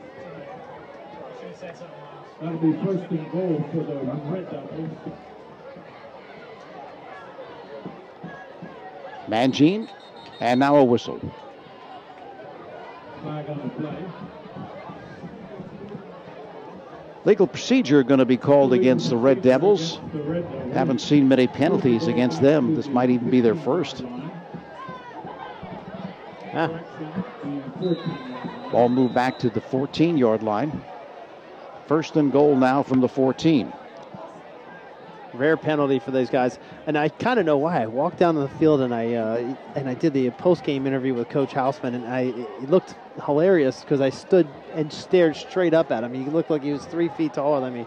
He's like an intimidating-looking guy. Yeah, he's about 6'5". Played his football at Rowan. Here's Mangine giving it off to. Let's see who got the call there. Yeah, that was Keyshawn Harris. And Coach Hausman was Edgewood High School. He went to Edgewood High School. Okay. Edgewood, where Dennis Mitchell went, the sprinter. 2nd and goal from the 9 now for the Red Devils. 29, Keyshawn Harris. Again, up the middle is Harris for a yard, maybe 2. That'll bring up 3rd down. Doing here is, yeah, sure, we want to score, but we also want to work clock. 9 minutes and 15 seconds remaining in this 3rd quarter. Watson is split out to the left side. Harris, the running back. The toss to Harris. Looking to sweep the right side, and he is not going to be able to turn the corner and the marker as well. This could cost him check that 10 yards if it's a hold. I think it was an inadvertent face mask, but it's hard to tell from back here.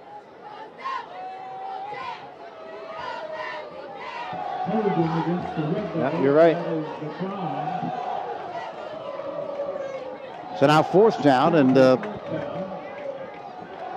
appears they're going to be going for a field goal. Preskavich has come on. So the ball is marked right at the 10-yard line.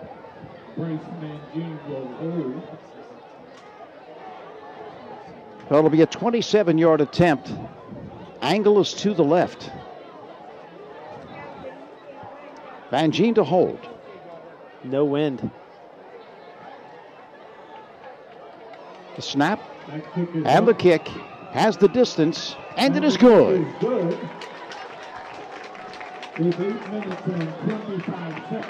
So 8:25 left in the third. 27-yard field goal.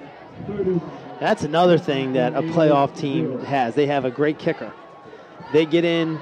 Now, that guy, he kicked about from the 30-yard line here, makes that about almost a 40-yard kick. You could check my accuracy on that one. I'm trying to see it on the replay. And he had plenty of leg left. There was 10 yards left in that kick. When I was in high school, we had a great kicker named Jason Feinberg. He went on to be University of Pennsylvania's all-time leading scorer. When we crossed the 40-yard line, we knew we were going to score. That was kind of a good confidence to have, and it helps a team to shape up. Well, Mainland's had a long list of outstanding kickers. And punters. Cooper. Yep. Right. Yep. Father and son, among many others. Feinberg.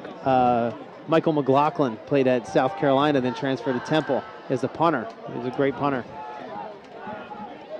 So once again, it'll be Trenton Central getting the football. We'll have to see who's going to be starting at quarterback for them. They lost their starting quarterback, Donovan Ford. Dudnick, Boston College. Kick is taken at the 13-yard line. Cutting back up the middle, now back the other way along the left sideline is Cook. He's to the 45, looking to maneuver to the 40-yard line, still going, and he's knocked out of bounds at the 32-35-yard line of Rancocas Valley. So once again, second impressive run back by the Tornadoes. And that's something they're going to have to address this week in practice, is the special teams, because they're getting torched by these guys. Now, we said there's going to be no lack of athleticism on Trenton. They have athletic players. And this is something they're going to have to be very disciplined against, is an athletic kick returner here. They've gotten torched right now. Thank you very much for your participation. So they have the football, and they're down 31-0. So pretty much the outcome has already been settled, but still they'd like to get some points on the board. They don't like to see that 0 up on the scoreboard or in the papers. Back to pass. Throwing it to the right side. And they're giving them that. The corners are giving them those short passes right there. Merricks with a reception.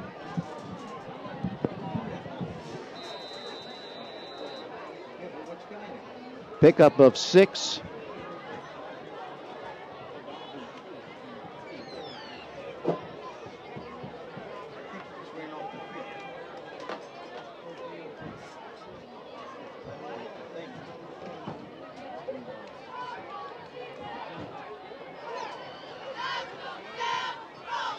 McCray continues at quarterback with the snap.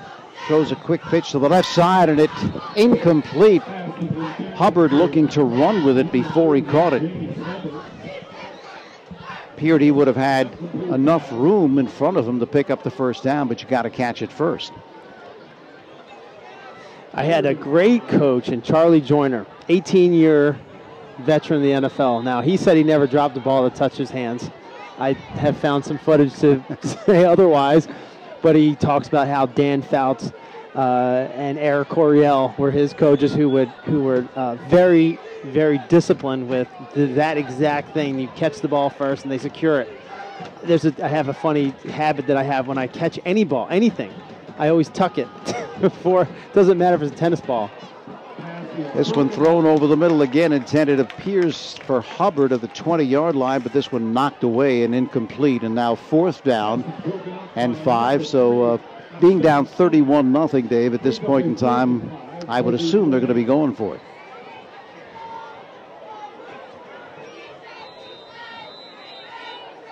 And they are.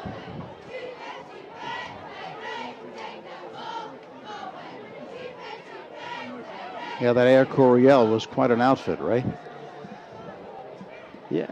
Yes. The history. And last night I watched on TV was the Greatest Show on Turf, and they showed that on like a NFL Network. And all of those plays that Mike Martz came up with and Al Saunders, that all came from Eric Coryell. There's shifts and all. Here's the throw to the left side, and That pass is complete it is complete. for a first down to the Red Devils 10-yard I think line. that might have been Ingram. Couldn't catch the number, but we're going to say it was Ingram, and that's going to give him not only a first down, but it's going to give him a first down and goal. Tell you what, they have some confidence in their backup quarterback. They're letting him throw the ball all over the place, which normally they would just want you to, run it out, and he's doing a great job in there. First and goal. Cray is under center. Off left guard to the 6, before he is swarmed under.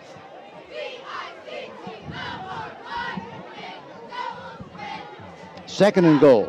Second and goal for the Tornadoes. Number 3, Messiah Cook on the carry.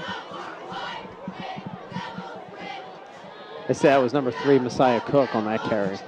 Okay, Cook on the carry.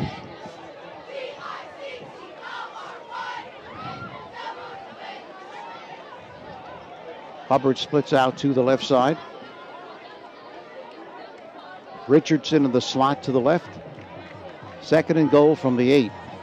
Back to pass, rolling to his right, throwing to the right corner of the end zone. Incomplete. That is incomplete. That was intended for number 28, Christine McGowan. He had him. Brings up a third and goal. McGowan was the intended receiver. Had the defender beat, but the throw too far in front. And Trenton's probably the only school in the United States that has 2 kids named Messiah on the same team. It's a very unique name. So they split far out to the right side. Merricks.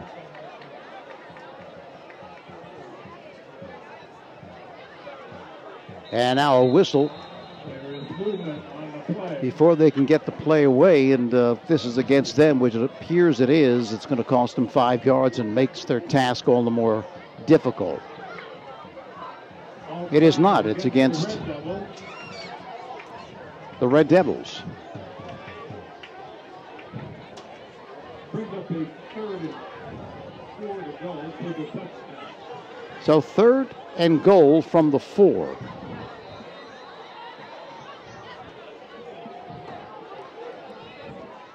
$31-0 Rancocas Valley on top.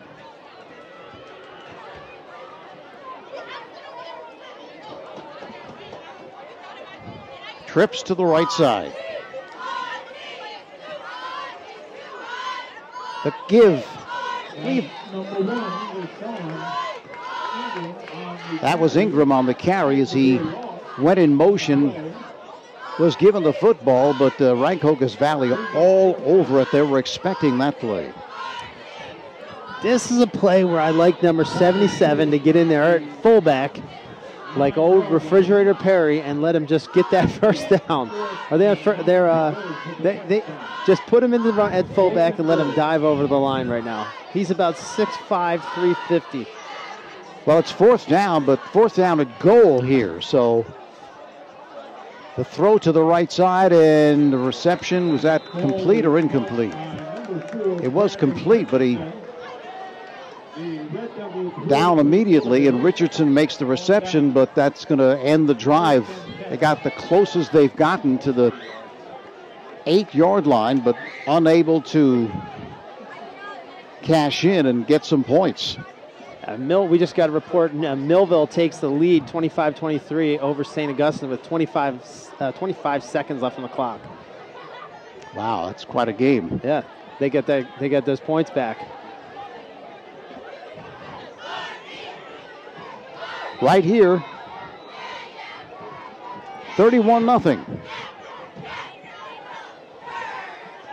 That's coming on the carry. Mangine gives off to Clement breaking tackles Oh, left my. and right. My goodness. And here he is, Dave, 31 zip in the second half, and he's in the game. They had to get his 10th carry, so I was right. Okay. Here it is right here. First and 10 for the Red Devils. Iverson Clement. Take another look at it. Breaking tackles, refusing to go down. He's special, no question about it. Gets it again, left side, the stiff arm. And thrown out of bounds, but didn't go down. Ref had his hand right in his pocket, ready to throw that horse collar flag. Jakeem McGowan was jawing with Clement after he shoved him out of bounds. Gain of 8. Second and One 2. thing about Clement that's so fun to watch is how relaxed he is. The guy that's the most relaxed on the field is him. You can tell he's just out there having fun. He plays relaxed. He gets the ball. He always knows. He has that just inner confidence. Second down and 2. Gets the call again, starts up the middle, then cuts to his right, has the first down, continues, refuses to go down. You just cannot bring him down. Very difficult with just one defenders. One held him up and then got some help from his friends. He's got some size on him at 205 pounds as a high school player. That's pretty big.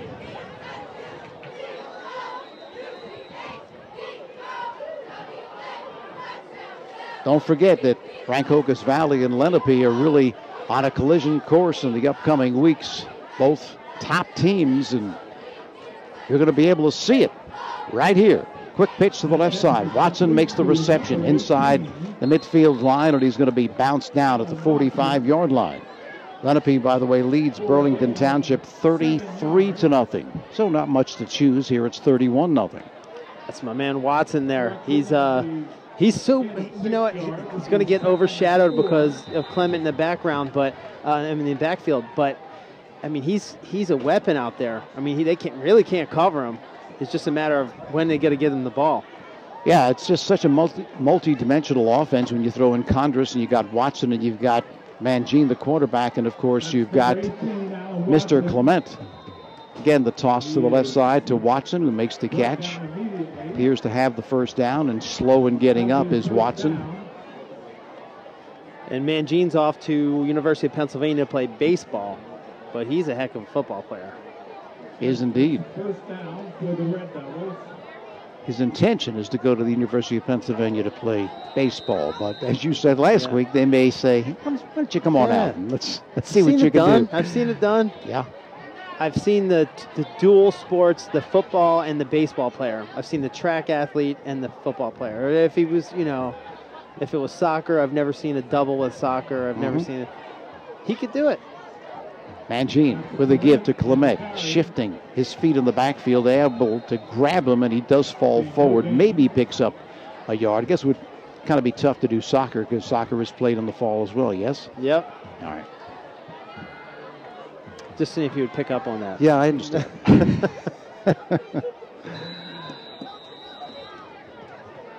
But there are some players who do start off playing soccer, and because of their ability to kick the football or kick the ball, they become place kickers. We've seen that quite a few times in the NFL. Yeah, my brother-in-law he's from Serbia, and he was a soccer player in Serbia. Long toss, and it's caught at the 10-yard line. Condris again. The big gainer, and Condris just looks like a receiver, doesn't it? He catches it with his hands. Yeah. Now, he catches the ball away from his body while falling down, and just total concentration on the ball. I love this kid. I love this kid. And he plays with such heart and such route discipline. At the Clement, up the middle, pushing people to the goal line. And so as they say, when things are going right, they're going right. They may not call this a touchdown. I don't know if you can forward into the end zone. they went to the rules. I think they may, if the ball rolls forward into the end zone, they can't recover, thought the rule was. Well, they're lining up for the extra point, and the officials don't seem to be getting together to talk about this, so Rancocas will be kicking it 37-0.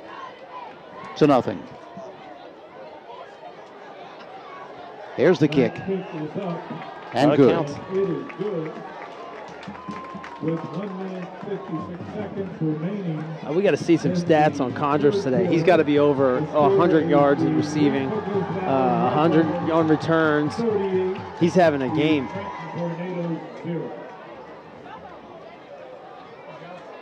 So 38-0.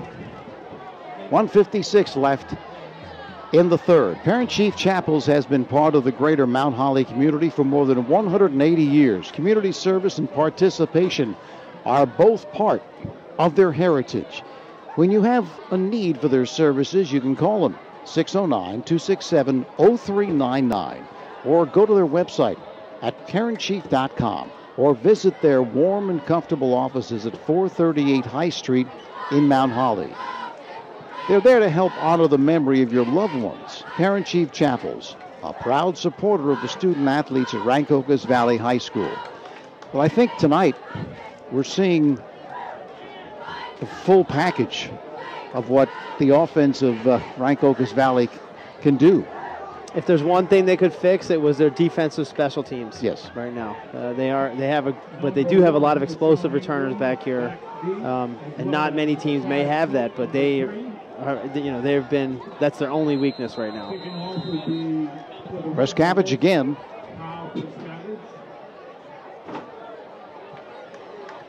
Gets into this one. Back inside the 10 is Ingram. Again, starts to his left, up the middle. He's hit at the 25-yard line, falls forward to the 26. At about the 25-yard line.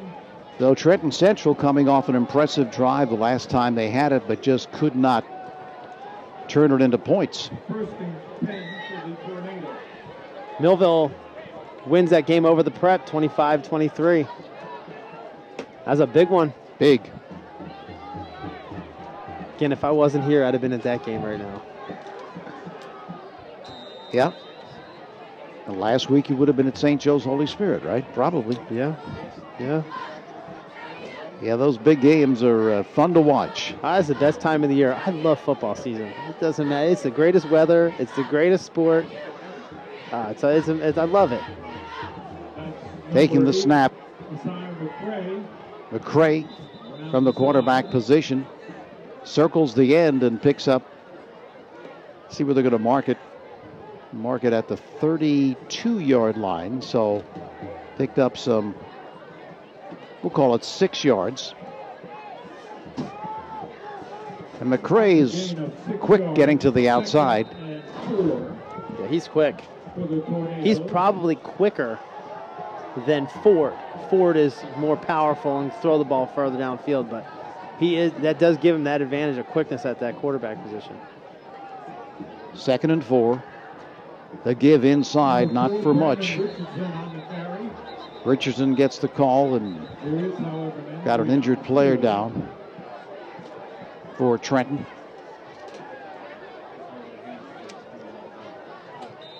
And if you remember, Rancocas Valley lost to Millville in the playoffs last year. Yes. Could be a future rematch in the Group 5 playoffs this year. And they all have T-shirts here that said unfinished business, and I'm pretty sure that's what they're talking about. Manuel Hill on his feet, the injured player for Trenton. Hobbling off.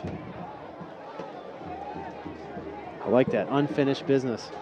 3rd and 4 when play resumes. Yeah, Millville just too much for Rancocas Valley, and that's going to do it. That's going to be the last play of the third quarter. Of course, now the clock continues to run as we've gone over 35 points. It's 38-0. Rancocas Valley. Highway Tire and Auto Service stocks a wide selection of tires for your vehicle. Their passenger tire inventory includes favorite brands like Goodyear, Kelly, and Dunlop. You'll get the best replacement tire for your car, light truck, or SUV. But there is more. Highway Tire and Auto Service, family owned and operated for over 50 years, also offers specials on oil changes, alignment, and brake service. Highway Tire and Auto Service, 1661 Route 38 in Mount Holly. Phone them 609-267-5300 or visit them online at highwaytires.com. Oh, this reminded me, I need new tires. Last week, and I didn't. I remember you read this last week, and I didn't get them. I got to get in my new tires. There you go. So, Trenton with the football, third down. We'll call it 4. Still have not gotten on the scoreboard. Got close in the second half. Just could not punch it in.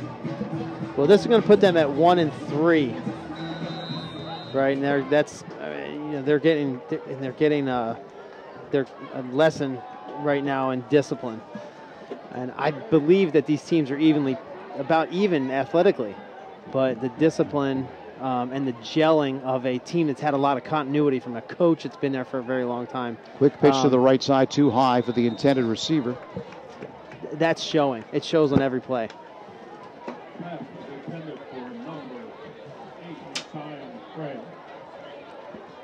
That'll bring up fourth down. Good thing is Coach Hysop has some talent to work with, and he can make them gel in the next couple of years. Merrick's the intended receiver, pardon me. I wish him a ton of luck with this team.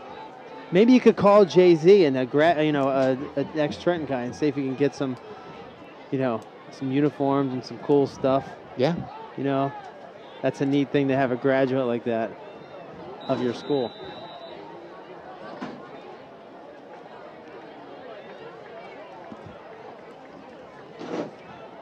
Brown to kick it.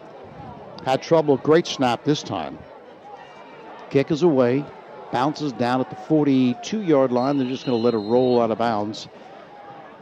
And Rancocas Valley sets up shop in great field position.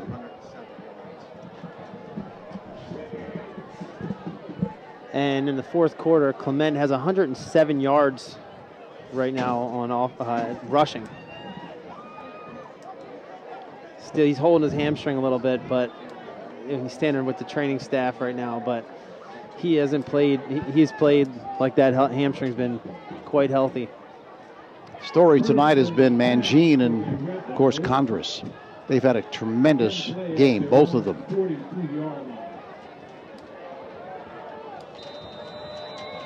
First down at the 42-yard line. Clement on the sideline. His evening is done. Bright gets the call off right tackle, and Bright picks up 7 or 8 yards. Remember last year, Mangine was injured, and Iverson Clement played quarterback. Bright was in there as a running back, and not nearly as explosive without Mangine because of his ability to throw the football, but Bright is another runner. They can throw at you. High snap. Moses gets the call off left guard, has the first down. I'd like to go back to, we were just talking about kickers, and I was saying my brother-in-law was a soccer player from Serbia, went to Northeastern as a kicker. They brought him in as a kicker. He was actually a linebacker in high school and a kicker. And then he had a 57-yard field goal in college, which is the longest in the country at any level. And then the next year, a 54-yarder. This is a kid that's, just a soccer player and with no kicking experience off of a tee. First time he kicked off of a tee was in college. There's Bright again running the football to the 32-yard line. We saw him last year. He can run it. I mean, he's an excellent running back. He's a senior at 5'9", 175. So they don't lose too much, although, you can't compare yourself to Iverson Clement. You don't have a back like him come along very often. And yeah, he does stuff just by standing on the field that makes a difference. If he's back to return a ball, they are not kicking him the ball, so you're going to automatically get great field position. There's certain things that he does just by being around that are going to intimidate the other team into making bad decisions. Bright again with the direct snap up the middle, inside the 25 to the 24. Well, when you talk about Rancocas Valley, not bad having 3 players from the same school named Franco Harris, Irving Fryer, and now Iverson Clement. Just, we're talking about skilled people. Of course, let's not forget Alonzo Spellman. Not too bad either. Yeah, we may be talking about Iverson Clement for a very long time, and hopefully we're not the only ones that mess his name up. Because I think last week we all said Clement, and yes. then we were corrected this week by their coaching staff that it is Clement. Give off right tackle to Moses. He's to the 16-yard line, and you can see now these are not the Bright and Moses are not the starters, but they're still running their offense with great efficiency against what we think is still the starters on defense for Trenton. So they're kind of running the Wildcat here.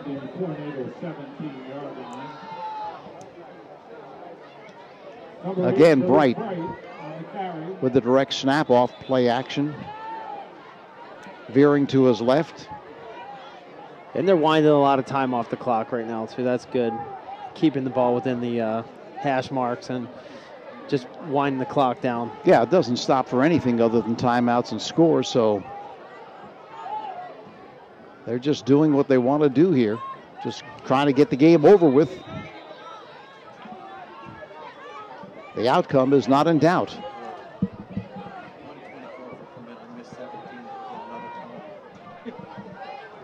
Bright sets, throws to the right side, and this one is going to give them their 6. Intercepted. He's going to take it the distance. 30, 10, 5, and the touchdown. Prince Jones with a pick. And the senior goes not exactly, but I'd say somewhere around 90 yards, and you could see that one as soon as he let the football go.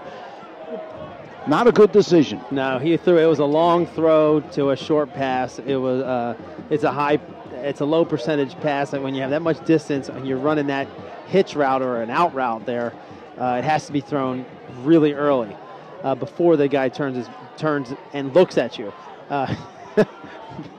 We both said that before it even got into his hands. Yeah. Oh, you knew he was going the distance. There was nobody there. So let's see if they're going to go for 2 here.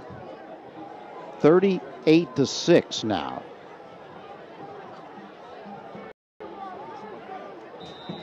And they will go for 2. Here's McCray being rushed, rolling to his right, being hemmed in, and they will not get there. Football's loose, and they're unsuccessful. So we'll call it a 90-yard pick by Prince Jones to make it 30-6.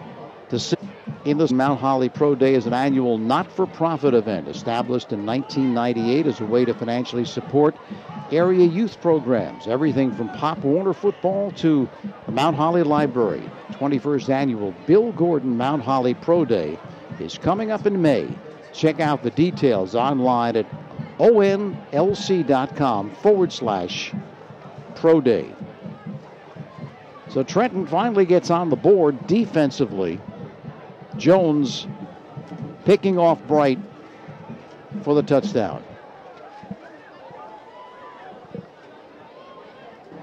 So no more 35-second clock.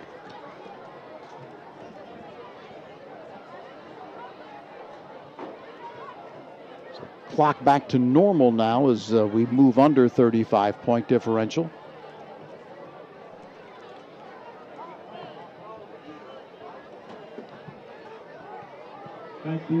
And kicking it off will be Trenton.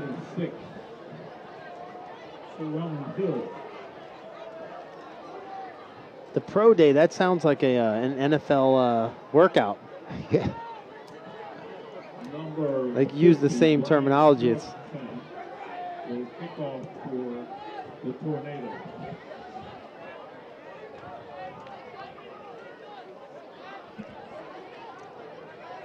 Brian Shawsham will kick it away.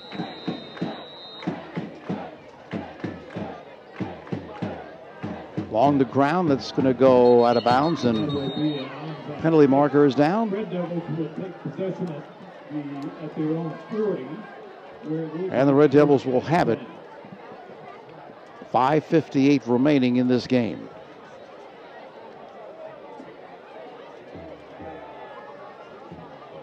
Rancocas Valley just looking to get this one over with, and you can see Mangine on the sideline.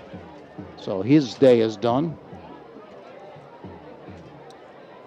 And they have a chalkboard down there that Mangine is going over the mistake with Bright down right now, sitting back and like this, man. Ballsy. Pitch. First and 10 for the Red Devils.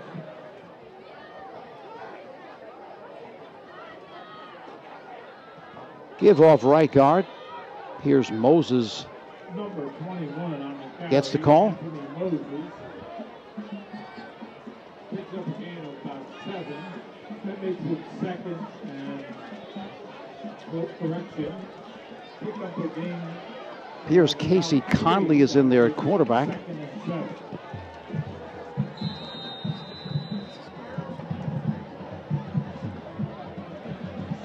Taking all the time he can between plays. Approaching 5 minutes left in this one.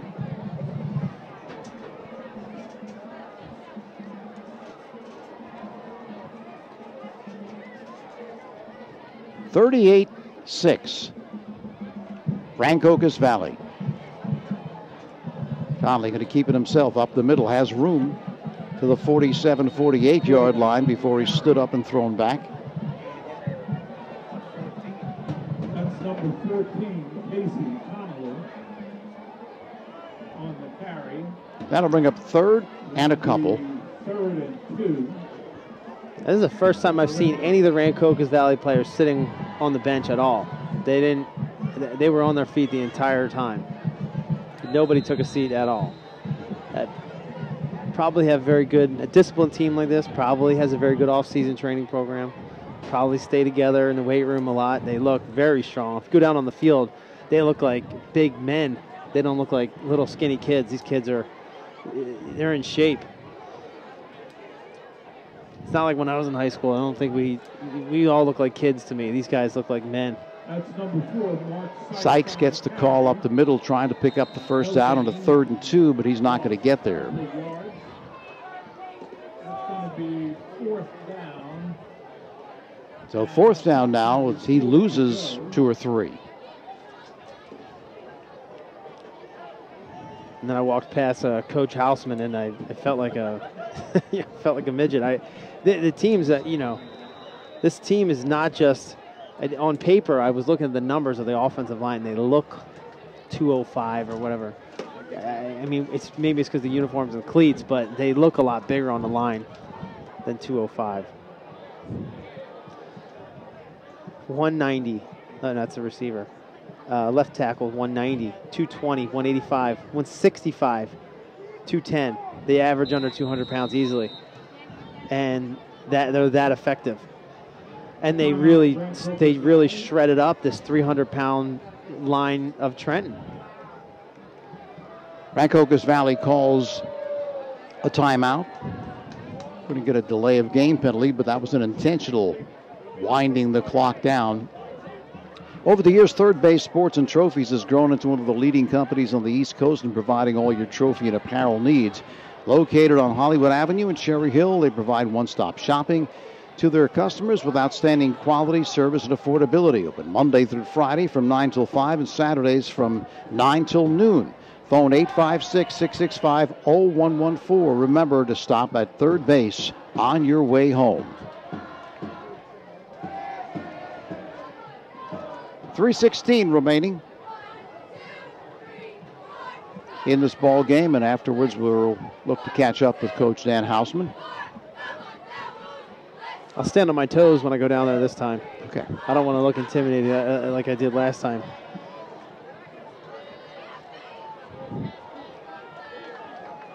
Ingram's back there to receive it. Number 16. Ethan Jackson will kick.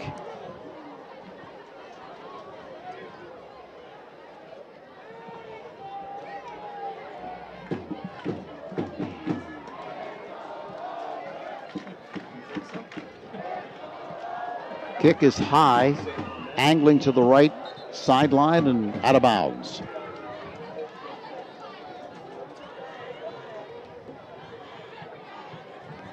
Official continues to walk the sideline, and they're going to mark it right about the 35-yard line. 3:08 left in this ball game, and Trenton once again with the football. It's Ford's back in the game now, right? No, I'm sorry. That's Donovan Ford. He's back in. We haven't seen him since maybe the halfway through the first quarter, and he's their starting quarterback. Fumbles the snap, falls on it back at the 20-yard line. So that is interesting, Dave. You figure he's injured. The game is not in doubt, and yet with 2:58 or thereabouts left in the game, they're putting him back in. So it must have been, at least from what you can surmise from what's transpired, something other than an injury. Unless he made a recovery. I did see him with the training staff over there on the side, so I'm assuming it was an injury. Maybe it was shook up or something, but yeah, that would make sense to take him out in the middle of the quarter, but I didn't see anything. Second and 25 for the Tornadoes. Number 2. So here's Ford.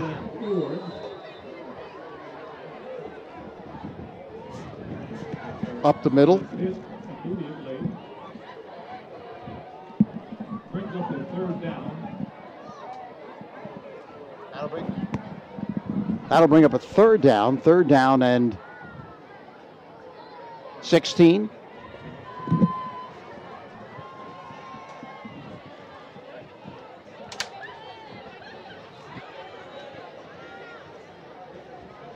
Again, those negative plays will just drive you crazy.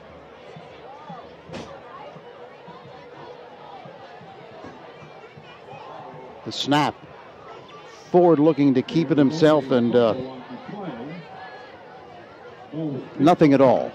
So fourth down for Trenton. 1:23 left in the ball game, and they may not even be punting it here. Forget, next week, the Red Devils on the road at Washington Township. It'll be a Thursday night game at 7 p.m. So mark that down on your calendar. And they've changed their mind. They will be punting it here. Condris back to receive it. Ethan Jackson will be back for the Tornadoes.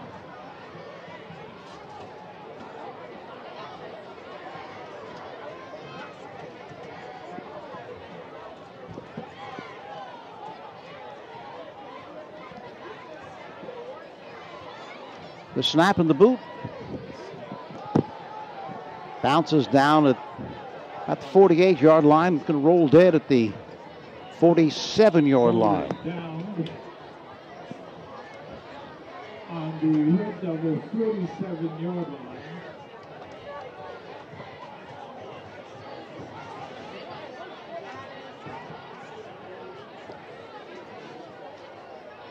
So Rancocas Valley takes over.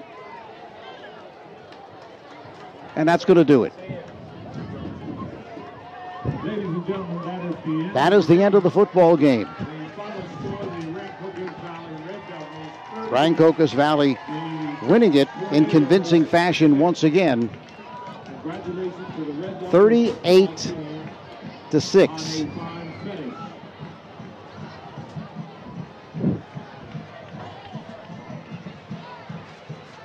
in this ball game. Great performance by the combination of Danny Condris and Bryce Mangine. 3 touchdowns for Condris. Iverson Clement, of course, playing with a bad hamstring, but you'd never know it, scoring a touchdown on a pass play. And it really was all Rancocas Valley. The issue really settled in the first half as they just dominated play. And, of course, Trenton didn't do themselves any favors. Mistake after mistake. Some quality plays, but then they just were unable to sustain anything and got their only score on a 90-yard pick by Prince Jones that he returned for a touchdown. That was not with Mangine, however, in at quarterback, but rather Curtis Bright. Here with Coach Dan Hausman, winning team today. You guys had an awesome game again. I mean, and you guys had about a disciplined game as you could, besides some of the special team stuff. But going to this game, you're 3-0. What are you going into the locker room telling the team? Well, I don't think we had a great week of practice. We kind of lost focus during the week. So yesterday we, corrected that, kept on coaching, and told them that was the goal today. Come out here and play a disciplined football game, and I think we accomplished that. So, we'll celebrate it tonight, but we have a short week. We have to get ready for Washington Township on a Thursday. So we play them Thursday night this week coming up. So we have a very short week. So we got to roll right to the next one and get prepared for Wing T again. MVP award today, I think. I won't even tell you stats. I have no idea. There's so many guys out here. They all did their job, so we'll take care of that inside. I thought you guys had a great offensive day, even though we thought that you had Iverson Clement with a hamstring pull. It didn't look like that at all today, but the other guys picked up a ton. I think your receivers, they catch the ball in stride. They do a great job. The defense, pitching, unbelievable, almost shutouts. That was an offensive mistake on their part to grab that, but to go score that touchdown right there at the end. But you guys look great. Congratulations, Coach. Thank you. I appreciate it. And, Iverson, I was so impressed. The blocking today, he came out and did, played all aspects of the game. But there was so many. Condris made some big catches. So many guys did so many little things. Defense, I could name 5 guys that just, alone just dominated the game, and they all did their jobs and stayed disciplined. So I'm very pleased on both sides of the ball. The game plans were great, so the coaches did a great job this week getting them ready. I saw Iverson Clement make a great block down here when Condris had a great kickoff return. Yes. I thought that showed great class by a guy that's a superstar, and he led the way on those blocks. It was great. And for him and for Mangine, there was a couple times he blocked in the pocket that was beautiful. Gave Mangine time to get the ball out. So it was crucial that he picks up on these little things. We're going to need it later in the season. Coach, I'll let you get back to your team. Thanks a lot. Thank you very much. Take care. You too. Dave Klemick with Coach Dan Hausman. He recognized that Iverson Clement does more than just run the football. Obviously, he caught a touchdown pass as well, but the blocking is going to bode well for him in college, because coaches like nothing better than to have a running back with the talent that he has that also can provide protection for the quarterback in the passing game, and also being able to catch the football as well and lock down field. That's something that all coaches like from their quarterbacks.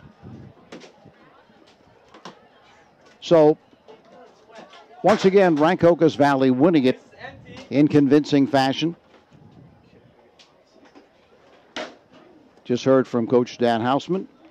And one more time, for over 45 years, the Limo Group has provided quality engineering services to public clients throughout New Jersey and in New York and Pennsylvania and Delaware.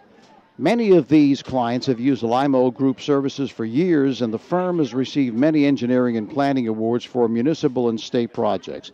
Limo Group services are tailored to a client's specific needs. These range from water wells to footbridges and nature paths to new structures and facilities. The Limo Group can engineer your ideas and help you create just what you need. Phone the Limo Group at 609-267-8310 or visit them at 200 High Street in Millville. So once again, Rancocas Valley improving to 3-0, 38-6 over Trenton Central. They dominated the game once again. And don't forget, coming up this week, Thursday evening at 7 on the road at Washington Township. So don't forget, different time, different day, not a different time, actually different day only this Thursday. So for Dave Klemick, this is Tony Blum. Hope you enjoyed the game. We want to thank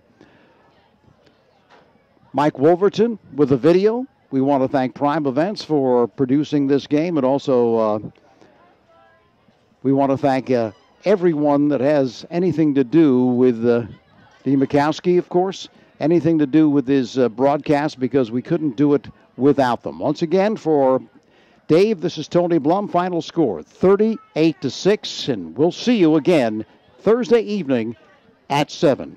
So long for now.